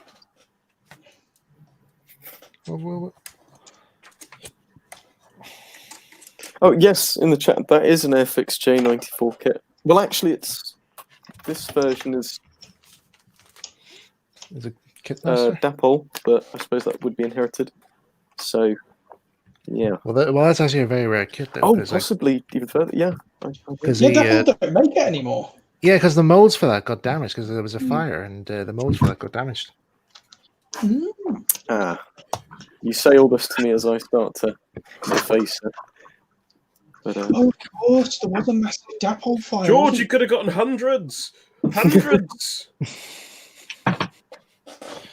But no, you have to save that one. I completely forgot because another blunder. Classic. George, I'm just remembering because it was probably the same fire that damaged all the Doctor Who. Yes. This is where you don't got a landlord with Dapol. Yeah. Look, all I wanted was a J94 and a pterodactyl. Why can I not get what I want? Well, to be honest, we've asked that for many years, like, you know. Yeah. Right. But I've also been saying not to make a pterodactyl for many years, so it's really paying off for me. Yeah. And I'm sorry, as much as I would like to write a story about that, it can't be done. Mm. Props anyway. That's all rocking up in Thomas. So Dan, unless you got a couple of the Yogi's Shinties from that table, Yeah. How do you rate them? Pardon? How do I? Well, yeah. Again, I said to my friend Stuart, who'd gone O gauge, and said you should go O gauge, Dan, and I went, no, that would be silly. What possible use would I have for a terrier? I said. No use for it. What's out of interest. Don't let Max hear you say that. Well, you know what? Like terriers are lovely, but when it's okay, you want something you're gonna like. And then they made the terrier that I sort of said I always wanted to have, which ran up Hailing Island. There's a lovely picture of one that's sort of covered in rubbish with all the bits thrown on, and just it looks so decrepit. And so it instantly became my favorite, obviously. And the Jinty is much the same. I still have to see that that film where Stephanie was like done up to look like a Russian Continental engine. There we go. I've got my 08 here. Here we go. Yeah. That's the only actual working O gauge model I've got. Hang on. But the 08 is lovely. No, the Jinty I really like, but it was also because I'm from the Midlands. I've been going to Midland Railway Butterley for years. They can't get rid of him. Well, yeah. Like the one thing I said to Stuart was, if they make a red Jinty, I'll get it. And then they did. Yeah. And I went, huh. Well, now I'm gonna have to get one. Tweak those words. It's hard to tell. It's got. Oh dear, what's Mike got? No. Yep. No. Tin plate. Yeah, it can't be the best. Yeah. Why? Because it's. Because he can. Why did I buy this? It's not detailed. It's not brass. You're not detailed. Oh, that's why. That's why. Because this one has Lampy Boys. And grab handles. No, Lampy Boys. Yeah, Lampy Boys. Is this subtle foreshadowing? These are grab handles. To be fair, they're quite charming. But yeah, they actually really are. Actually, because I actually. How much did I pay for this? This one, I think I got this one for like 25 quid. One thing I'm wondering is, why'd you buy it? Well, because I just wanted to own one. That's fair enough. Okay. It's good a reason for owning any model railway thing, isn't it? Yeah, because I just wanted to have the experience of owning a tin plate Hornby loco. Plus, they're actually really are nice. I just love collecting vintage stuff. Yeah, I like that. I like the feel of them. I think it's the coach that got the favourites, like the feel of the. Yeah, because they've even pressed out the guard docket as well. I thought that's quite nice. Yeah. Lucas, yeah, these are actual Hornby Doubler stuff. These aren't replicas. I mean, if they did replicate them, that'd be awesome. Well, hang on. Well, Hornby actually is replicating their old stuff, but they cost like. You said you bought the red Jinty. Didn't you have a black one as well? I do. It's gone blue. Oh dear. Oh dear. Well, one of my grand plan was to do a diorama of a tiny bit of Butterley. So actually, it was roughly where the Tugs coach is at the moment. So from the road bridge up to the shed, but compressed quite a bit. Yeah. and I was going to call it the rather fetching Shutterly for shit butterly. How about butterfly? So part of Shutterly would be that it would have to have all of the things that, in my mind, 90s Butterly had, which is actually pictures of 80s Butterly. Gotcha. Yeah. So there was a very clear logic to all of the things I bought. All of the things I've got. This is my very, very sensible, in my mind, purchases.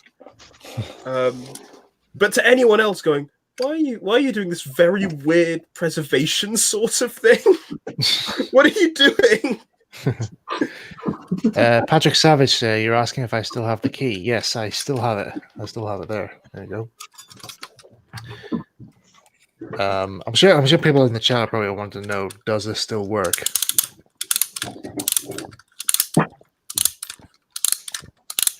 Great yourself. Top 10 videos taken seconds before disaster. Cut to be continued. And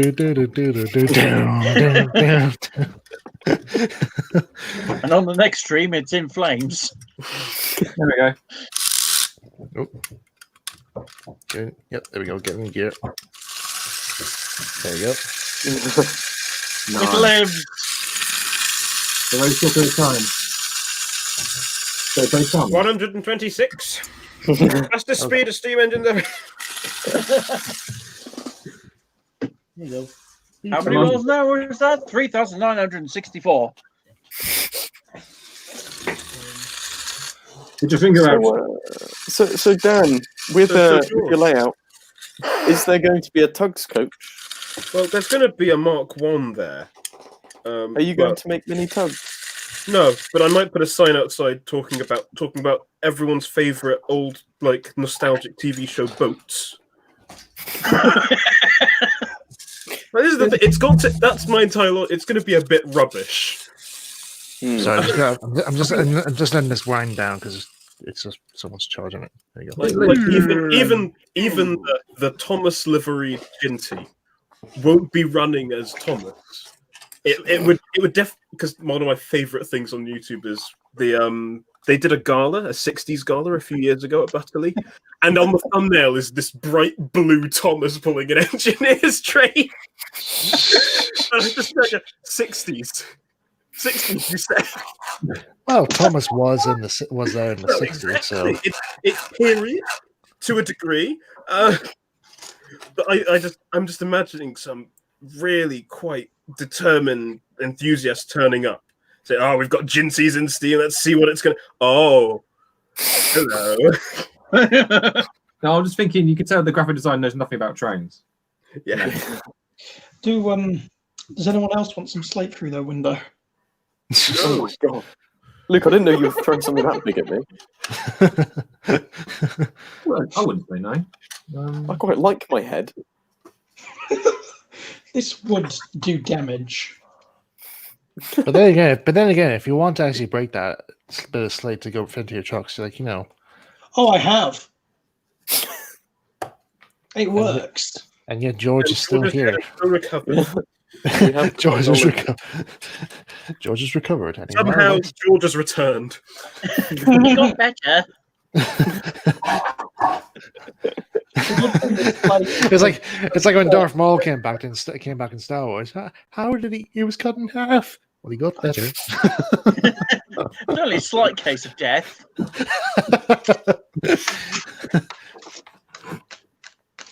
Actually, that's not actually reminding me of again, bringing back Terry Pratchett again. There's actually a section in the books where the wizards actually, when a wizard dies, a wizard actually dies on purpose. Death to a wizard is actually going on holiday. Actually, it's just like well, he might be dead for a while here. We don't know when he's going to come back. He was due an early death. Where did he go? I don't know, but we hear cutlery.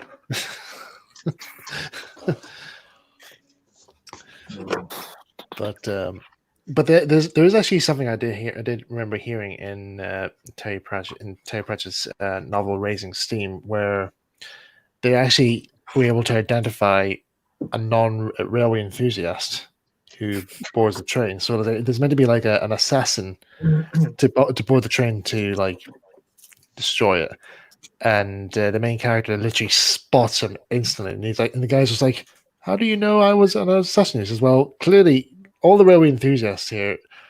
Well, yeah, you're wearing the Mac as everyone else is here, but you're not that much of an enthusiast because, unlike everyone else, your Mac is clean, whereas everyone is covered in certain smuts, which is the badge of railway enthusiasm, Yeah. or the medal." Or goggles. No goggles. No Yeah, goggles, no no goggles. glory. What do we? Steampunk, isn't it? Yeah. No, have you never seen it at galas where people who hang out the coaches wear goggles? Luke, So I've only ever No, been to I've two seen- galas, and one I've of them was the Teleclin one. I've never seen a train loop. I've seen Goodness people. sake. I've actually seen people at diesel galas wearing gas masks. Oh, Yeah, we don't talk about diesel galas. Oh, that is the most weirdest thing I've ever seen in my life. It's like having the pyro from Team Fortress 2 appear. Diesel Chrysler are another species. So, Mr. Pyro, what do you think? What do you think of this engine? Another Thank ticket the you. worst I've had was this woman asked me, "Where's the steering wheel?" Oh yeah, there was one. So we were top and tailing, steam engine on the back, the diesel's on the front, and someone was looking at diesel and just went, "Where'd you put the coal?" I just other end. Well, that reminds me of the time I went to a railway with my dad, and I must have been about 12 or so, and I lost him because I was looking at models in the shop. Oh, And then and he I- wanted to I- lose yeah. weight. We've all Yeah, had and I hurried out onto the platform to see there was this beautiful Pekka engine there. It's just a real favourite. And I went up and I saw Dad was standing by the footplate, deep in conversation. I was thinking, oh, I shouldn't go too close. They're clearly talking about very technical MacGuffin. But I did go a bit closer because I wanted to get involved. And as I got there, Dad went, "So is it diesel powered?" Oh, I've never seen the light fade from someone's eyes before or after, but that driver did a good job of displaying it. So I had a funny situation where a guy he was being shown around the engine shed. A ticket. He then asked the question, "So where's the engine?" You're looking at it. Yeah, Never mind, this will do. The thing is, we kept saying that he never grasped it. He never grasped it. He just kept saying, "No, I'm all about, where you plug in all the exhaust." And all that What sort of- powers it? Well, no, the engine is the engine. Magic. It took him ages to just kind of grasp the idea. And I was just like, oh, what was he grasping? The fact that the steam locomotive was the engine. yeah. I actually remember seeing an episode of Chucklevision where Barry actually inquires to Paul, why do they call it the diesel? And Paul's best answer was, well, when they got rid of this, when they were looking rid of the steam engines, these came along and they want to find a replacement for them, and they saw these and they went, diesel do. Oh, no. Don't ever say that again.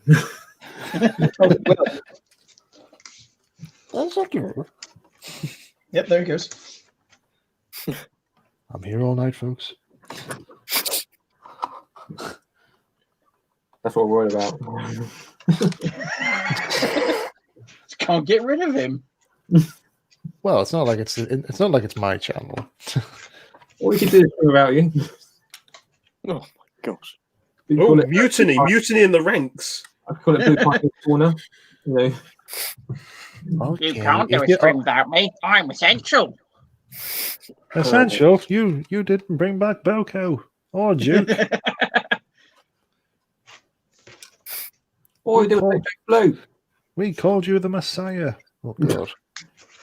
I'm not kidding. Somebody actually did. I was like, oh, that's a bit too much. Yeah, yeah. He was a I rather was very scruffy desperate man. to come on the show, Michael. You were supposed to have to destroy the Sith, not join them. Hey, I am the Senate. sure, But the that's dark right. side has cookies. Oh, where is that? There's a picture I saw somewhere. Somebody showed me this on. I saw it on Facebook somewhere. I'll see if I can find it. But it's That was basically, the old Pepper video, wasn't it? I can't remember. But basically, it's basically Cookie Monster going for all these things. Let's see if I can find it. Actually, it's very. I thought it was very funny. Actually, but hang on. Is this the Family Guy joke? Where he's like in an asylum? No, I don't know. I'm just trying to see if I can find this here.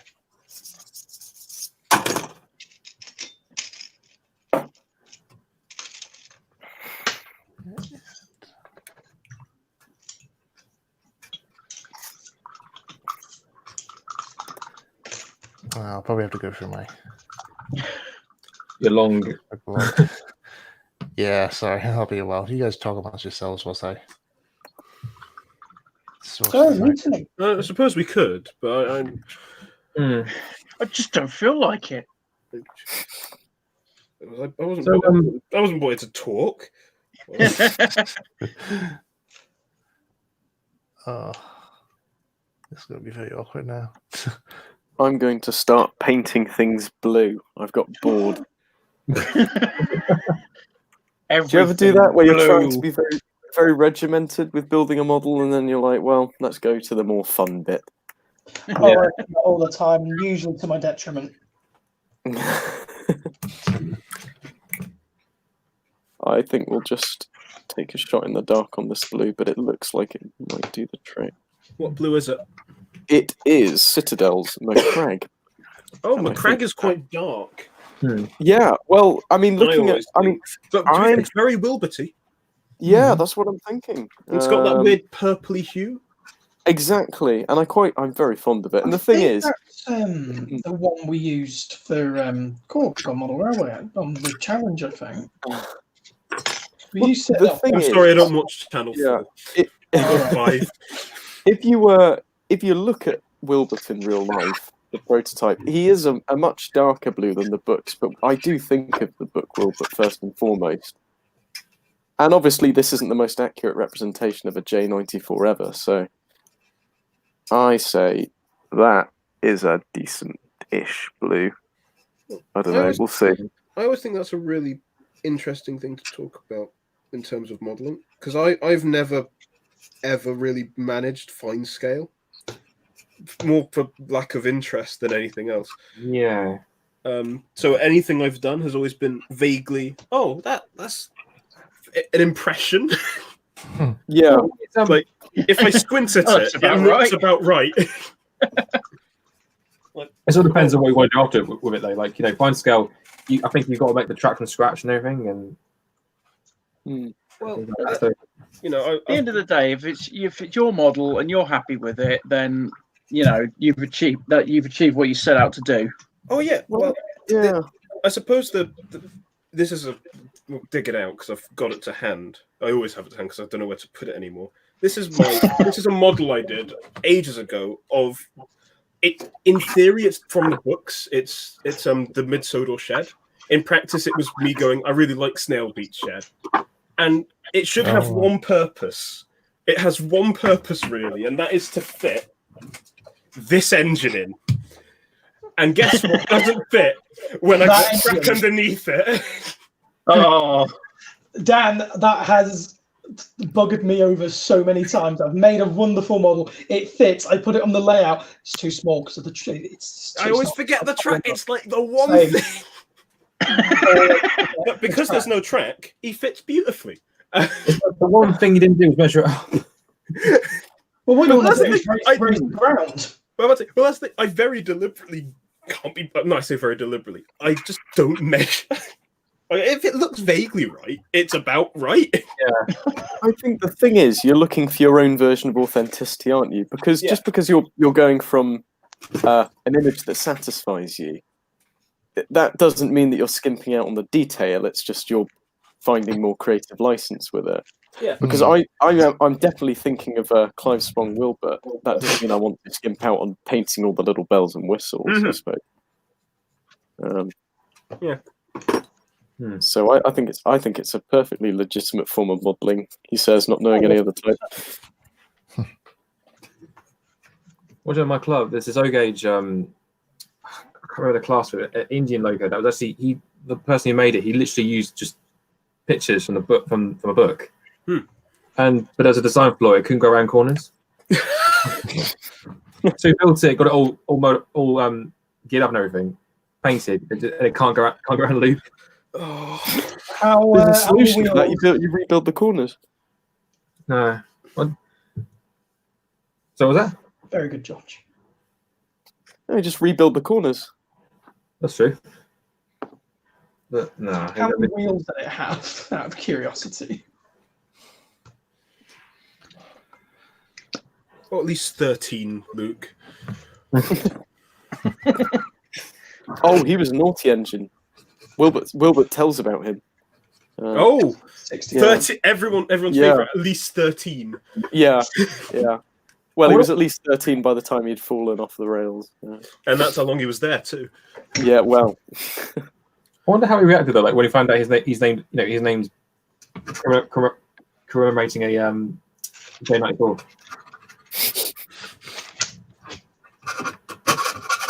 It's like of all engines, Yeah. I get the dog tags. There we go. A bit of blue.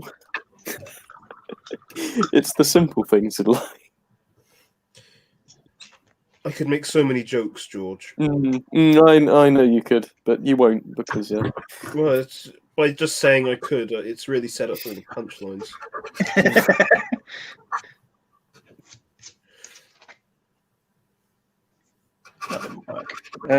Two-Faced Heart Productions. Going to repeat a question asked earlier for everyone in the stream. Any fond memories of Day Out with Thomas events? Well, if I went to any. I've never been to one.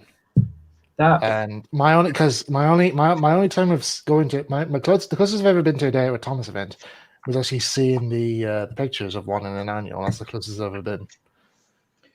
I feel bad. I used to go to one every Easter as a kid. Went all the time. On Emsey and Bolton Abbey Railway. Great Central, Midland, Dean Forest once. Calm down. I think we went to Kirklees, but I don't think it was a Day Out with Thomas. It was just the blue engine there. There's one Thomas event we went to years ago, and out of the blue, we had this steam loco at Didcot. We had the steam engine coming on the main line, and it was Flying Scotsman. Right. Like it was doing a main line tour. Mm. And that was basically it. It was because basically the main line runs alongside the Yeah. Oh. Right. I found that thing now. I was looking for.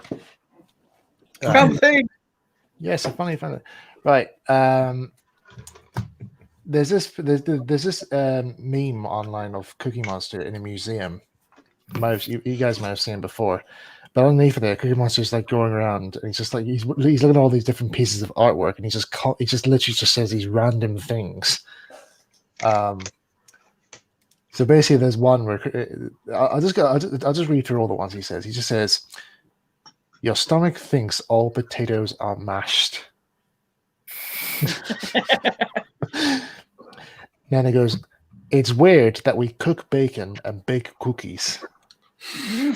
I think I might have seen this one. Yeah. Surely, if tomato is a fruit, then that makes ketchup a jam. Oh no. Oh no. Asking real questions here. Cookie dough is the sushi of desserts.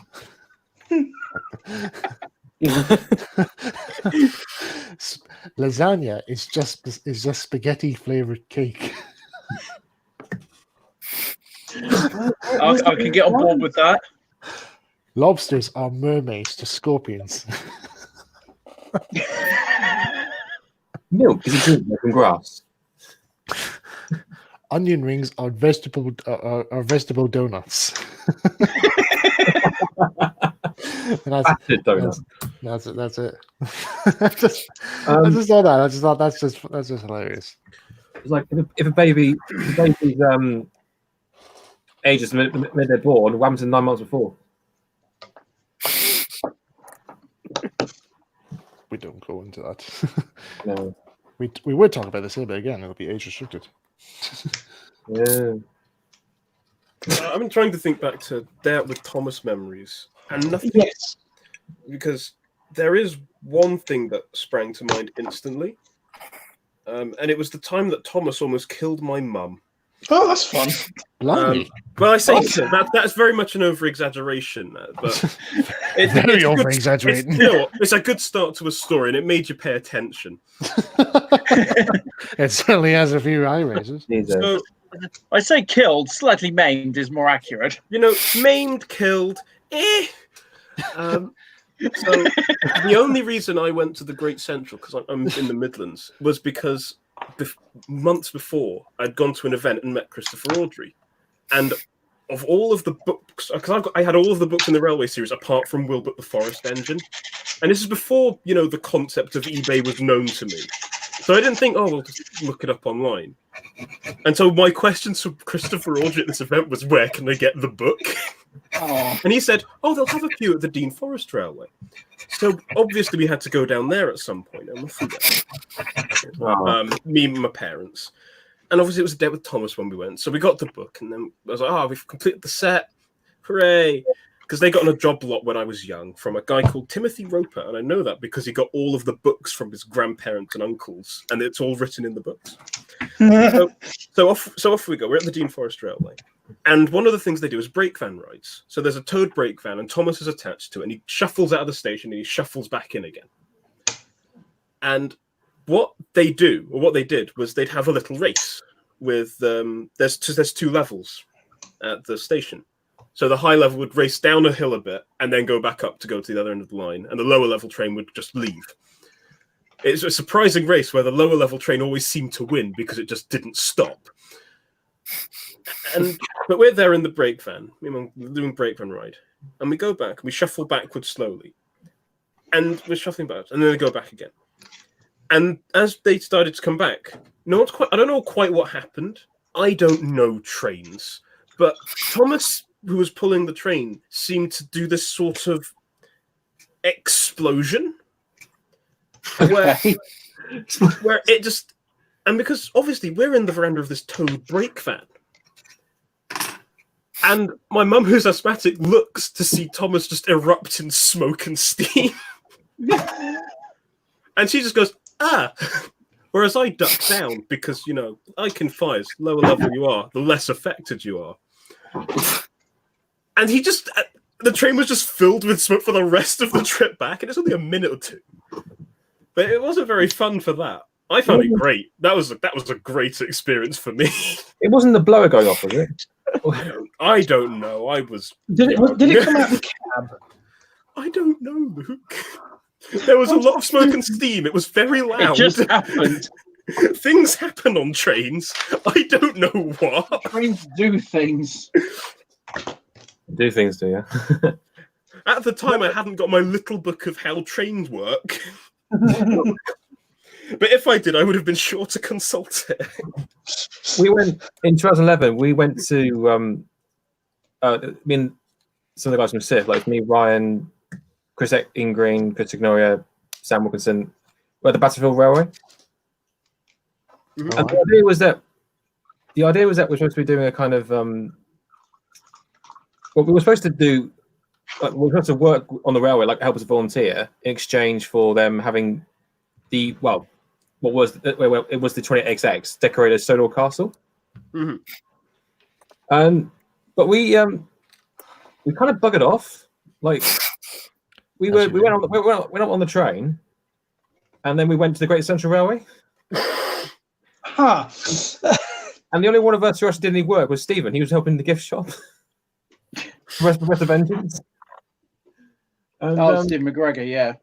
Yeah, and then so what did we do? But the thing is, they didn't even, when we came back, they didn't even put there was nothing on the 20XX to indicate that it was Stonewall Castle, like not a name board or anything. Or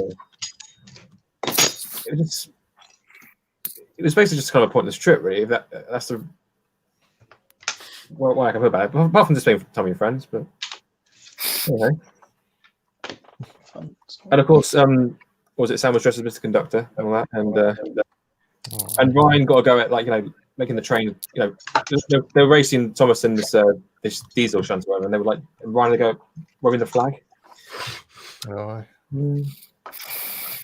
So I've got one kind of like doubt with Thomas memory that stands out to it. Two kind of. The first one was getting to go into Thomas's cabin and pull the whistle. It's very fun. And that was in Bolton Abbey, which is the line that I used to go to the most for Dartwood Thomas. And then there's one for 1 year, we went to the East Lancs Railway in Bury. And my nan has very, very bad knees, so she can't do stairs very well. And the way the East Lancs station is, you've got kind of like at this level here, you've got your booking office and where you get your tickets, and there's 2 giant staircases down to the platforms. And that's the only way to get between platforms if you're changing trains. And we wanted to go on another train. Thankfully, she'd been able to get down them fine, but when we were trying to get to the other platform later on, we had to get someone to take us across the line. Like the little footboards. Yeah. Crossing it, with a minute before it left the station, was a 9F with a face on, and here's me, probably about 5 years old, looking up at this giant loco, so close. Just steam hissing out of the drain cocks, ready to go, and I'm just like, it was terrifying. It was terrifying, but also really cool. No, I had when I was young. Apparently, I think I went to the Bluebell Railway because my cousins, I have relatives in Kent, and we went there. And apparently, it's the first time I saw a train. And I went onto the station. Apparently, I was so excited, thrilled. And then I saw the engine on the platform. And it's an engine. And I thought, I'll go and have a look. And then, in what seems to be a pattern in my life, maybe it was about to leave, probably the safety valve, to be honest. It was just very loud. And I just turned heel and ran back to my parents, screaming, "No, it's too big!" The train's yelling at me. I had a weird experience at Didcot years ago where they were turning an engine around on the turntable, and one of the volunteers, I don't know what the context of the conversation was, but one of the volunteers said to me, we're going to throw you in the firebox or something, or the joke or whatever. And then and I reckon I still remember the face, because I see him in various spots when I was a volunteer, and out of the blue, he's my substitute teacher in my English class. And yeah, I was like, how does that work? I remember there was a teacher. There was a teacher in my old school who was a massive railway enthusiast, absolutely massive railway enthusiast. And when he found out I was very into railways. Now that he would, every time if I'm going from one class to another, because we had to cross this giant courtyard out there, he would see me and he would race across the playground to stop me. And he says, "Oh, did you hear the great news that they're doing this and this here and so forth?" And I said, "Yeah, very nice, sir, very nice, sir. If you excuse me, I'm actually late for geography. Oh, if you just give me a wee second, I just want to talk to you about so forth." And I was like, "Sir, you do realize I'm missing about 10 minutes worth of class right now?" And he's like, "Oh, no, don't worry. Trains.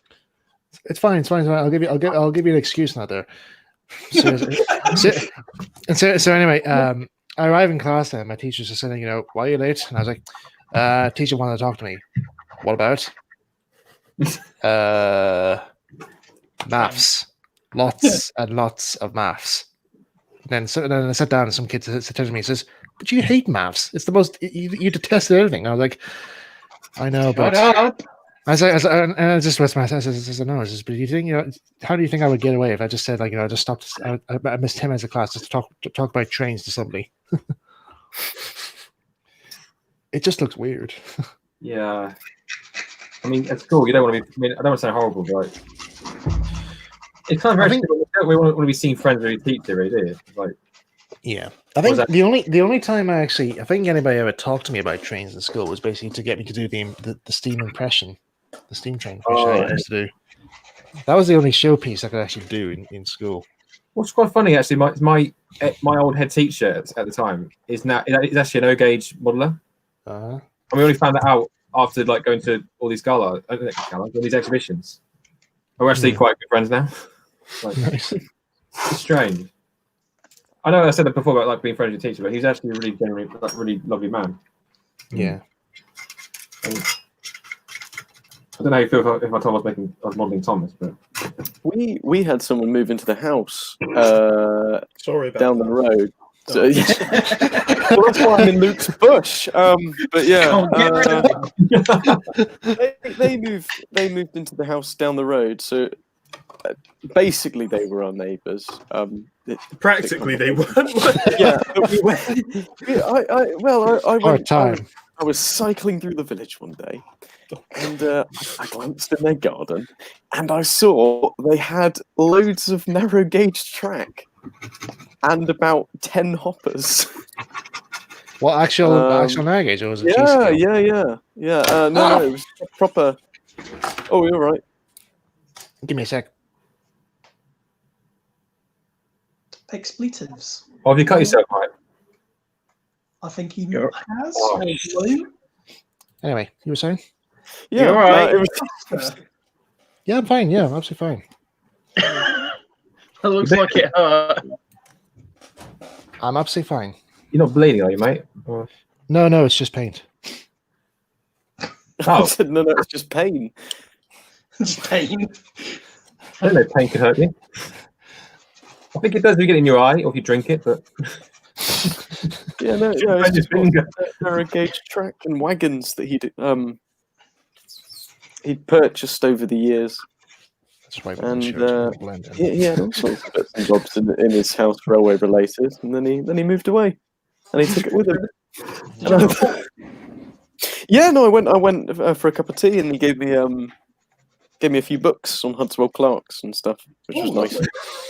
And I didn't ask for Hudswell Clarks, but you were asking for the whole. yeah. Well, the kind of standard Rocco 009 wagons. Oh yeah. They're all black and they're like hoppers, I suppose. Always on eBay, but they're but he gave me a few, and that was nice. By the way, in case anyone was actually wondering what that was all about, I just did basically the blade on my scalpel snapped, and the blade the blade shattered, and part of it just hit me in the palm. Don't worry, it's fine. There's no blood. Okay. But my God, did that actually hurt? Oh.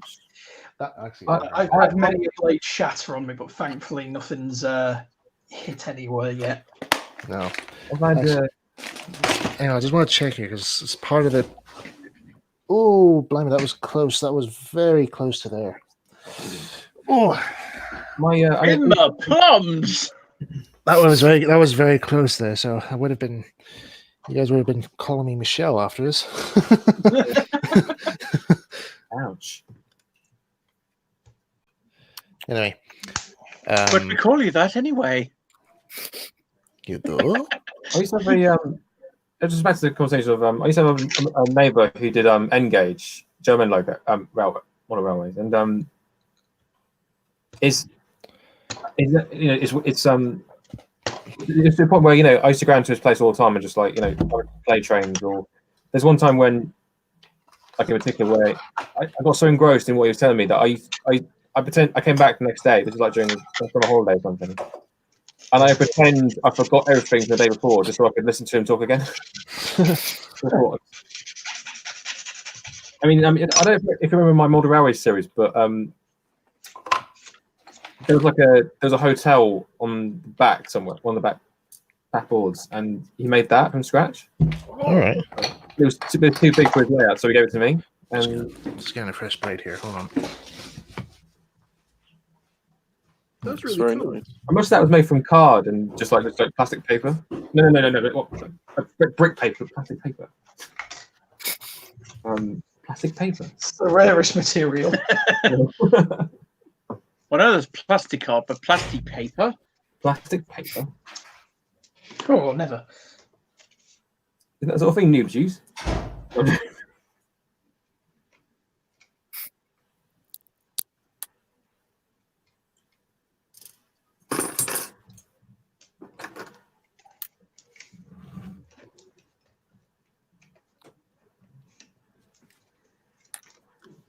Oh, I was saying about catching yourself with a knife. I've got, must have been about 20 odd years ago, nice little scar on the heel of my palm there from a Stanley knife. Oh, Yeah, I was being very stupid and tried to pull two pieces of plastic apart that were glued together with poly cement. Oh, yeah. Yeah. I did that years ago. Like, my left thumb, I cut it once along, like from the top down, and then a few weeks later I did it like that, sideways. Oh God. Yeah, same plan. Deep cuts. Right, so we nearly got about 15 minutes left of the stream here to do. So Yeah, so I feel like. So, no, sorry. Just reminding everyone. Oh, I'm nearly done. Okay. Made some progress. Wilbert's not done, but he is blue, so it's fine. Yeah. That Oh, does look quite I nice love blue, the figurines, Dan. Wait. I mean, they're blurry, but yeah. I'll get my. I've got my lens thing. Hold on. Oh, look at me. Oh my goodness. There they are. Very nice. Yay. Always a happy. What's he holding? Is that like a bit of dead It's a- rabbit? It's a mug. Or it will be. No, on the right. Well, in the middle. Oh, that's this guy's heart. Must be a very big one. It was. Really Which good is why he had quality. to remove it. Present, I tell you. He's going to make a nice black pudding with it. They're really good, actually, Dan. I could just they see can- I could just see the conversation here. Like the young chap there, he's just sitting there and he's listening to the driver. Who looks like Fred Elliott from Coronation Street. I say, I was talking about this and so forth. Yeah. Oh. He reminds me of Roddy Barker, actually. Is that Adam? No. Where's Adam They- down? They have Where's they have- Adam? Oh, I've got Adam. He's in the bag. Hold on. Then you have Right. this guy just going like just looking at him and goes like just seeing you man at the back there looking at the other guy in front. He's like, I wish I had a hat like that. For context, when we went to the Tower Clin last, we were allowed to go in van number 5 because Luke's friend Adam let us in. So in the last story I did, which was on the Skarloey Railway, I decided that I needed to have an Adam to pay tribute. But I didn't have a person who looked like Adam, or at least that's what I thought, until I found my Harbottle one. There he Nice. is. Whoop, he's going to knock him over. There we go. It's fine. Move It's aside. Move aside, younger. So there he Isn't that It's like from? having it in, like 10 years. Isn't that from? Oh, Mr. Porter. It is the Mr. Yeah. Porter. Yeah. Now I'm Gladstone. Good, isn't it? I'm not Gladstone, I'm not going to play. Oh, they all need a bit of a repaint, to be honest, because I never varnished them, so everything just slowly rubbed off. But I was very happy at the time. Why is this? He's got a big. Why is his mouth red? It's That's because his because his beard doubled up as Adam, who's a Talaclin guard, Right. who has a beard. So I just It looks like That's- a massive ulcer. yeah, pretty much.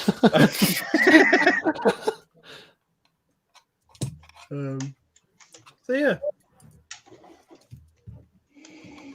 I wasn't sure what I'd accomplished tonight. Now Toby has a crew. If not Oh, a body. All we need now is a Toby. Well, actually, they got the wheels. Yeah.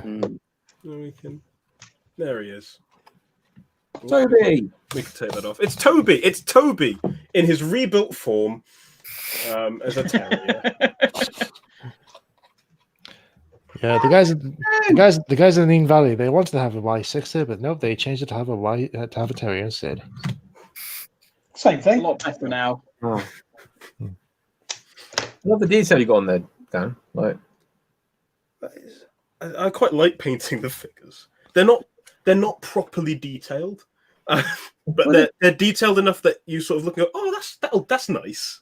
you make me feel very smart because I always like I go and get mine done by my friend of mine, but I don't like I just haven't got the patience to paint them. That's the thing.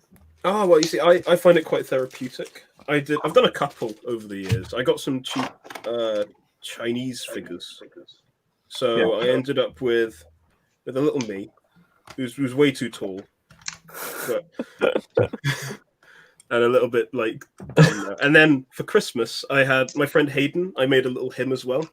But in my last video, which was a Christmas one, I wanted him to show up and play himself because that was what would amuse me. So I gave him a little Christmas jumper. Oh, nice. It's funny how much it does just radiate Hayden energy. I know, right? Oh, yeah, Hayden of Cross Lines, which you can go and watch on the YouTubes, I believe. Yeah. We definitely. I think. I'll try and see if I can ask him to see if he can come on Modelers Corner next week. Because it'd be good. It'd be good to chat to him again. Well, he might be busy starring in Dan's next video. He isn't. Down in flames. You know, you've been very good at trying to guess. I mean, wrong every time, but you've been very good. Thank you. I thought you needed the morale boost. We all need a boost. I know, but the shops are closed. I couldn't get any. I have to say, I've thoroughly enjoyed this evening of modelling because I've kept away from it. Well, modelling, that is, not this. Quite a while, and it's been really nice to get back into fiddling about with. Oh, it's great having you guys. On the streams. Very much. It's the original cast. Yeah, because like you don't know how difficult it was to get Dan and George back. Yeah, but we charged very hefty fees. I mean, at least one pack of custard creams. Yeah, and then there's the production costs. At least 2 packs of production cream. Creams. Oh, I need to write. I need to write all this stuff down now. That's be the icon for the video. Do you know? That could be YouTube for posterity. That could be my new sponsor now for Browns Engines. Like, you know, they have the commercial breaks, like Coronation Street. Production creams. Creams. Yeah. Like Coronation Street had Cadbury, so like, you know, Browns Engines brought to you by Production Creams. Oh, I heard something great related to that a couple of days ago. Has anyone been watching the ITV miniseries drama Quiz about the person? Oh yes, yeah, I heard about it. Yeah. Right. So when in the aftermath of that, they made a documentary covering the scandal because the whole thing was that someone in the audience coughed every time the person playing was going through the questions, so they knew which one to pick. Wasn't that Who's Possibly a Millionaire? Yeah. So when they showed the documentary for it, a cough syrup company paid to have their advert shown in the first commercial. Sponsored by Quiz. So no, it wasn't an actual cough. Oh. Well, that's the whole contention. thing. Really. No. I was playing on the joke. Like, we can't because it's not an actual cough. You see, so they were trying to get out of it. They're trying to cheat. Yeah. Oh yeah. Sorry. Yeah. Oh. No, it's Rory.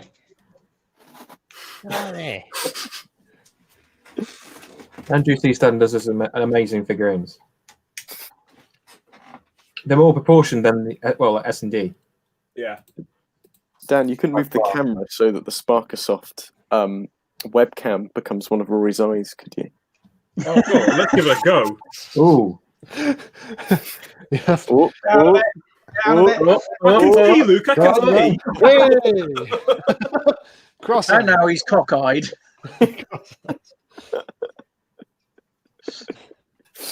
Thank you. Is this the wholesome content you need, George? Yeah. There we go.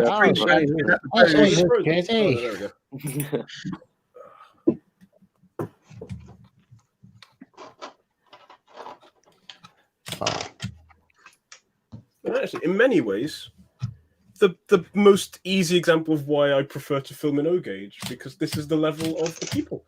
Mm-hmm. They're the right height. And they don't cost us more. And the only thing is that they charge more than the 00 stuff do. They do, but you need less to fill a set. I know, but it's like, but plus they don't have unions as well. So yeah, I mean, that's Unlike this pesky 00 one. Yeah, I mean, flip say. Well, the double O units. How many T-birds do you guys need? Too many. Too many. That's what I say. So all those production creams you've been selling them. You can get Christine Green figurine. I might do. Oh, it's very tempting. I've already got one. But there's the thing of I want to get one. We don't know how many Christine Greens were preserved. So how many were? How many were preserved? Only There's loads, mate. You got him in his driver's uniform. You got him in as a train spotter and himself in his leather jacket. Oh. Sorry. There he is. Lonely man. Now all we need is a model. All we need now is a modeler's corner. So it figures. That's somebody's challenge. Try and do a modeler's corner. Surely you just need the desk and some hands. Yeah, there's a figure of a child in a pram, isn't there, or something? Put my head on. I would be quite happy if my standing figure is an orc. I don't know about modeler's corner, but I've got a plaque that says the F corner.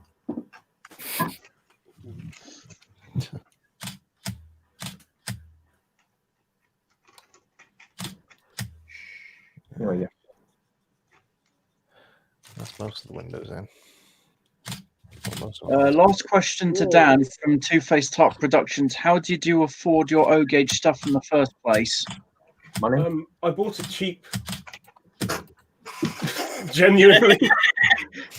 I got it cheap, Jim. Cheap. Yeah, like this is the thing. You can buy all sorts of things at the full price. And at O-Gauge, if you say, it's £225 for a tank engine, that's ridiculous. You go, yes, but actually it's £190 from most shops. And by the time you get on eBay, you're looking at 150. Well, the thing with Deadpool was they made it so that you can afford it. Yeah. So it really, oh dear. They actually want that challenge again. So it actually O-Gauge wasn't much of a challenge, and also had a lot of help. I didn't have to buy any track. My friend Stuart gave me a load of track that he didn't want, which he'd gotten from his club, who didn't want it. So in many ways, that was the best start you could possibly have. Yeah. Just mean somebody doesn't want anything. If I meet someone, make friends with people who don't want things that you want. That's what I say. I was given track as well, actually, in exchange for a back when Great Western Percy, where everything. The bits fall off, and the driver's like, "Oh, the gentleness of the summer breeze."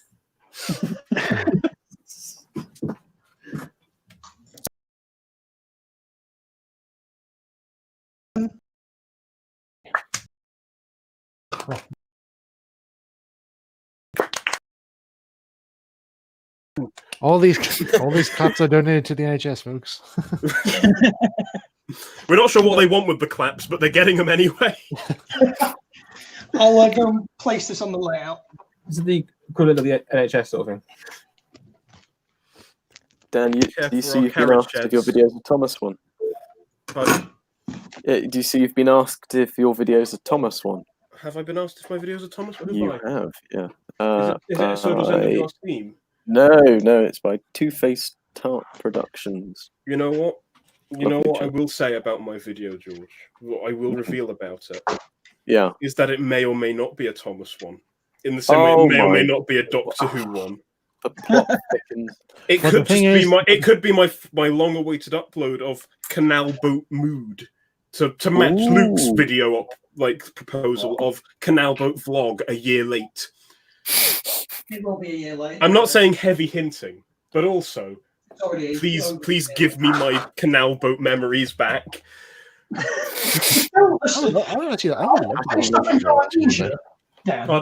a lovely thing to do. I'd love to do What's that, Luke? So you're suffering from amnesia? Well, I am, yeah. It's been a year. That's true. And to be fair, I keep on saying that I'm going to put up my video on YouTube. My videos on not YouTube, on Google Drive, so you can add those in. Could you? Oh yeah, well, probably not. Why not? What's happening? Sad. What's going wrong? Right, I can probably.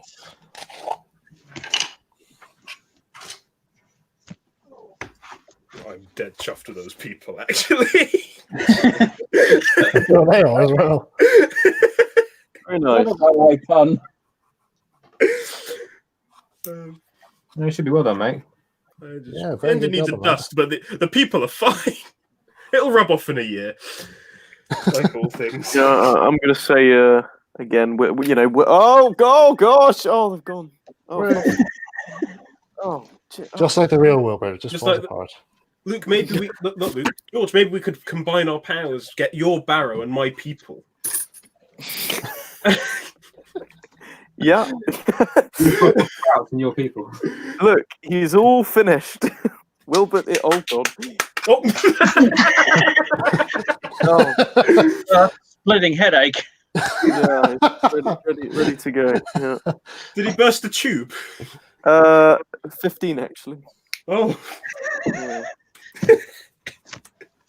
So, he's got a nice splodge on the side. That's for Wilbert in an ancient language, and yeah. Pop my She ain't camera. pretty, but she'll run. Oh, so hang on, I'll just be a second. My hands are all covered in wood filler. Hold on. My hands are covered in crap. My hands are covered in production creams. Ew.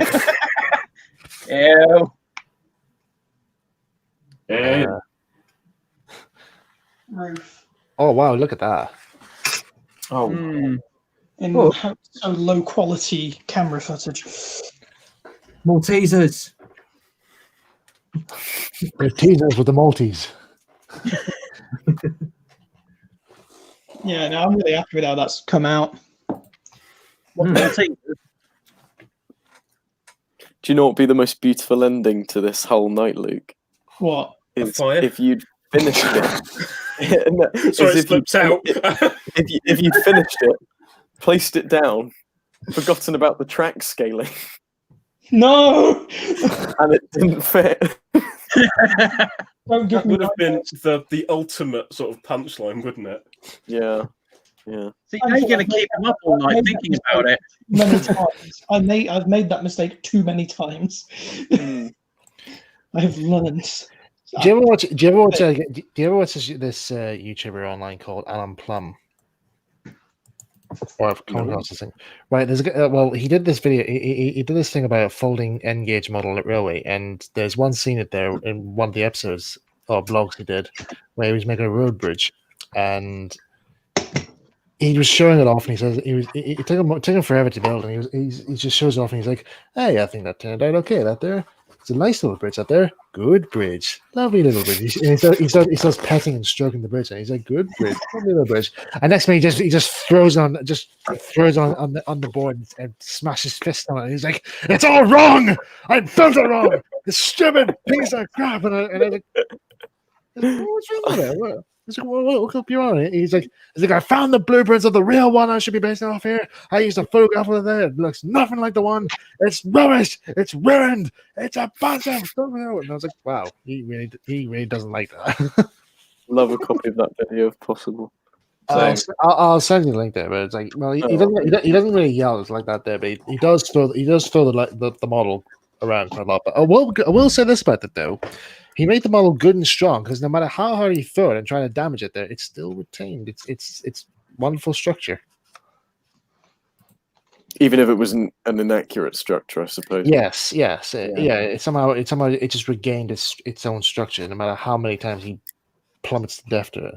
It's like Sorcerer's Apprentice. Like, no matter how much he destroys the broom, it's going to come back as a whole load more just to kill you. But look, the layout. Are you going to add a loop to it, or what's A loop? A loop, like so you can run trains continuously, or are you just going to do? Yeah. Oh no, God no. I do not have the space for that. I've got like another board, which is the station. A cat there. Yes, that was Lexi. I've got a board for that. But if you can see, like, there's the road bridge in the corner, which that'll be like the scenic break. Yeah. Well, maybe you could actually maybe have like a loop there on there, so that way you can actually give the illusion that the trains actually went on the loop line. Luke, will the layout extend into the garden? Perhaps just if anyone was out there, just like the handle. Yeah. Oh yes, send number 3 out as a dry run. No, I mean out of the house to George. Yeah. I'm waiting.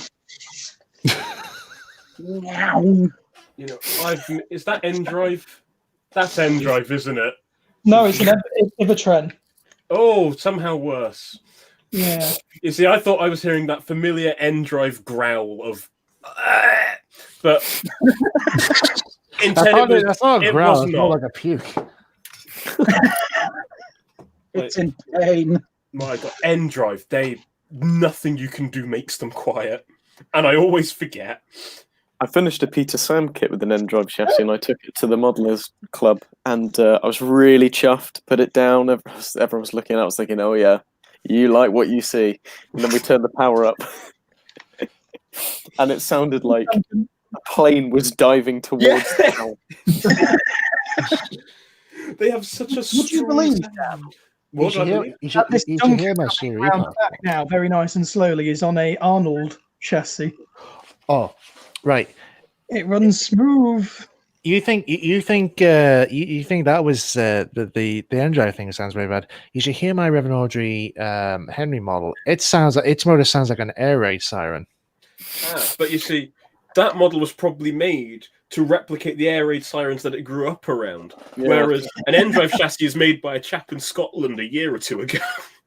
Fantastic chassis, to be fair. Yeah, could not complain about them running. No, cracking. But my God, I want. He's doing 15-inch sketch stuff, and I am there. Here we are. This is the N-Drive, Dan. Oh, it's been so long. Memory. It's been so long that this has run. The sound of Maybach fill the. Yeah, I think the motor in my model boat is quieter than that, and the motor is bigger than those engines. Well, I think the thing about it, I don't quite know what makes the noise because it's a Mashima motor, and they're notoriously quiet. I know someone who took apart an N-Drive chassis and put it back together to try and make it quiet, and it just didn't work. It made it worse. Like they're just very loud.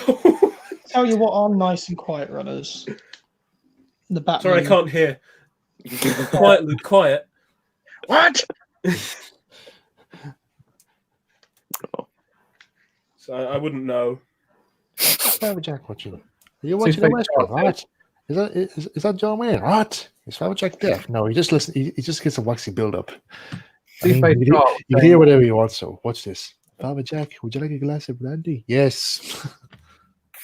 Two-Faced Tart was saying, I'm beginning to suspect most of the messages on this chat has come from me, for better or for worse. I'm thinking, well, yeah, you're the only one who actually watches the stream from beginning to end. I think. Thank you for the company. Yeah, we appreciate you. Many people just give up in the first 5 minutes. Yeah. Most of the viewers are here are just here to see May, but that's how we weed out the weak. Yeah. Oh, there he is, big bad. I mean, the Fat Controller. Oh yeah. Thanks for ruining it for the children who still believe in Santa Claus. Yeah. I still believe in Santa Claus. I don't know what you're talking about. Santa, what are you doing here? Santa, what are you doing here? It's Easter. Oops. Must have got on the calendar wrong again.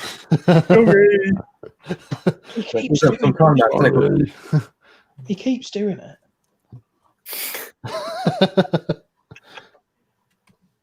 Well, he's bored. He's social distancing, Yeah. It's a very lonely life at the North Pole. I mean, all the elves are working from home for a start. Yeah, and that sent things so. Yeah. Oh. You could say elf isolation. No. That's somehow worse. I'm frustrated by the fact that was actually clever. That is. And you thought, and we thought the chat had the bad jokes the other week. you remember that? I remember that. Everybody was just saying all these bad jokes, and we're like, oh, when will it end? When will it end? That was Henry. Thank God we haven't got Stuart here. Otherwise, he'll be doing his Johnny Morris Henry. Yeah, if you want a good / terrible, I He's remember going yesterday. into this chat now. He's going to break it. Don't be cross, Thomas, please. Oh, don't be cross, Doris, please. Oh. Come on. Yeah. No one cares. No one cares. Wow, wow.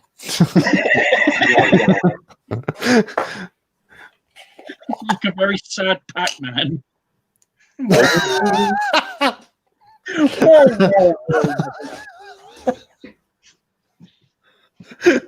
I just imagine it now. Walk. Waka.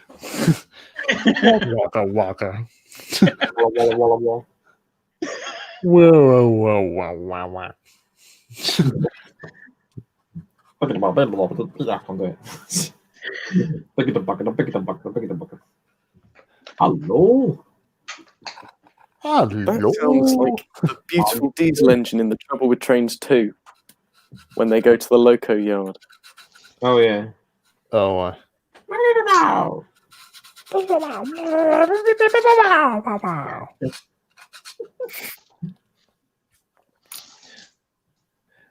actually do remember reading when Turbo J had his old website. I used to remember he used to leave these little trivias underneath his videos. Yeah. I think I do remember one stage when he was doing the talent show one. He actually said, like, when the Penguin was doing his juggling act, he choked on the guns. And he says, this effect was achieved when I went for a massive coughing fit, and I thought, do you know what? I might as well make use of this whilst I'm coughing. I might as well record this. You never know when it might happen. When I might find it useful. Yeah. So when you're like slowly dying, you might as well record it.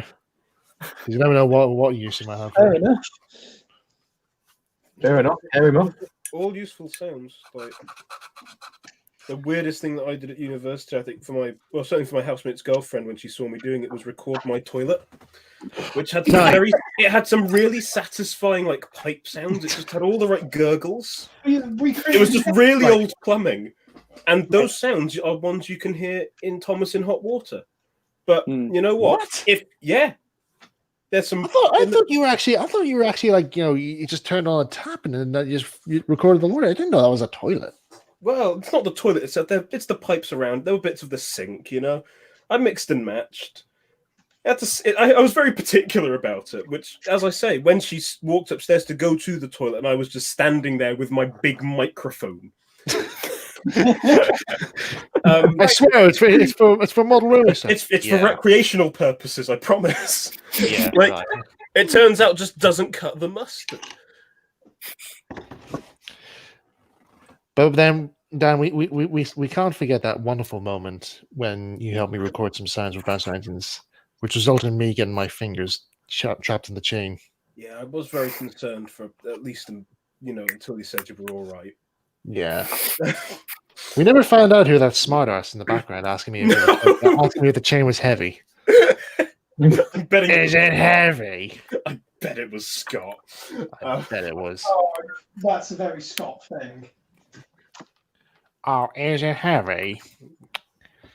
No, it's light as a feather. What do you think? I may be missing some fingers, but at least this one still works. One works. Right.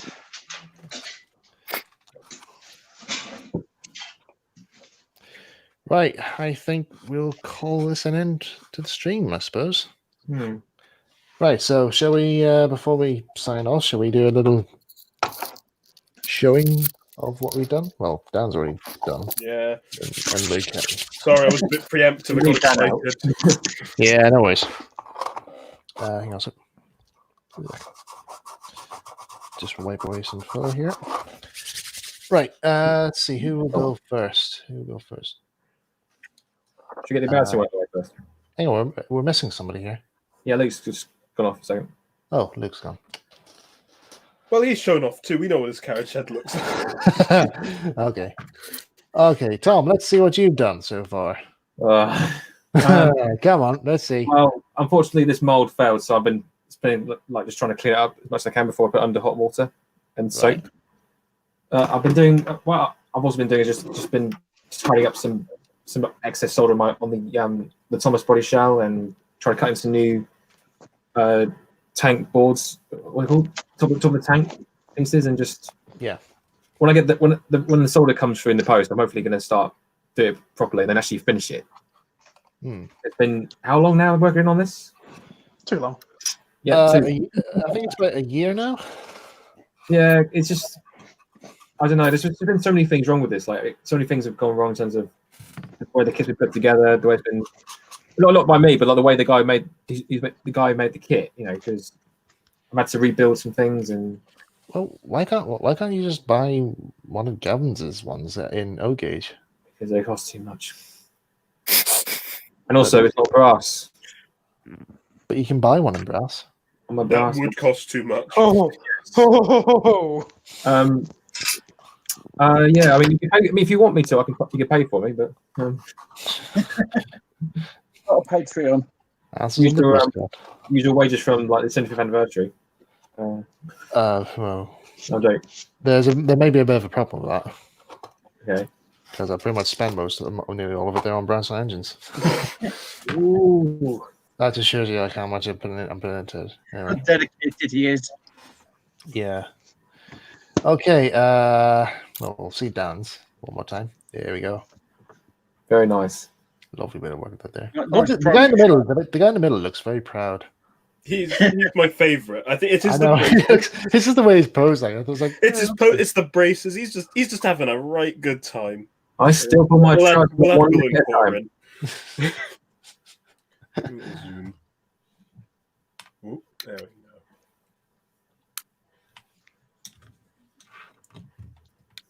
It's quite good. There they are. I think he's going to be. It looks like he's just very pleased he has a clean shirt on today. Yeah. Nothing will go wrong with this shirt today. No. What are you doing? Firing. You should be all right.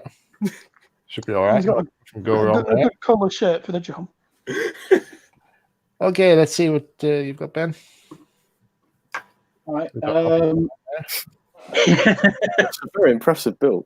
Yeah, I'm surprised you got a build that. Did it all in 5 minutes. Well, the base piece of the turret is actually done now. Get out of the way. So there we go. I've got the sides painted and weathered. And very heavy weathering on the on this piece. It's still a bit damp. That was done with this technical typhus corrosion. It's like a textured paint. Oh, lovely. Really good for like very oily grunge type of weathering. And the turret has its base colours at least, and all the wash is on. That's cool. Go. Yeah, lovely. Lovely. So I wasn't going, ugh, I was just. I'm trying to get this mold off, you know. Just taking another look. It looks wonderful. Yeah, so carriage shed here. It's all done. That's that side. That's the side that most people will see, which took the shortest time, as opposed to the side which no one will see apart from me, which took the longest time. The shed, you got a little workshop back there as well. Isn't the shed not 2 road? Now, when the shed was built in the 1860s, it was single road, and I've only got that in temporarily at the minute. Okay. As you can see, there's plenty of room to the left of Rheneas there and to the right. So there's another set of points that I need to get to put in there. And then the finished layout will have it as the 2 road. Okay. But it can fit it all. You can fit all the 4 steam locos and Scarloey on the outside inside the shed. Oh, you can have his little barnyard. That is the next thing to be built. Yeah. His barn. And here's George's. Oh, Still yeah. I love the picture. Get used to thank you. Yeah, we've. Hang on. let's change the focus and kill the camera again. There we go. There's a little stool. It's got some vegetables on it, and here's 2020 condition Wilbert. But you know, he'll be on his way shortly, I hope. Scrapyard. And if he's not, he'll be the next thing that you build on Modeller's Corner. Well, tell you this here. Do you guys want to or first up against the wall? Do you guys want to come back for next week? If you've time. Well, if I'm free, I'd like to. Yeah, sure. Okay, Yeah. we'll make it. We'll pin you in then. And oh yeah, might as well show my camera. Yeah, this is what I finally got around making. That's lovely. So, Looks really nice. yeah, it's missing its chimney though, but I left that to last because I'm going to make that separately. So, but yeah, I'm glad I got this far. Like so still a bit more work to do, and then I can get the chimney put on. Other details. Lovely stuff, Mike. Window sills put in.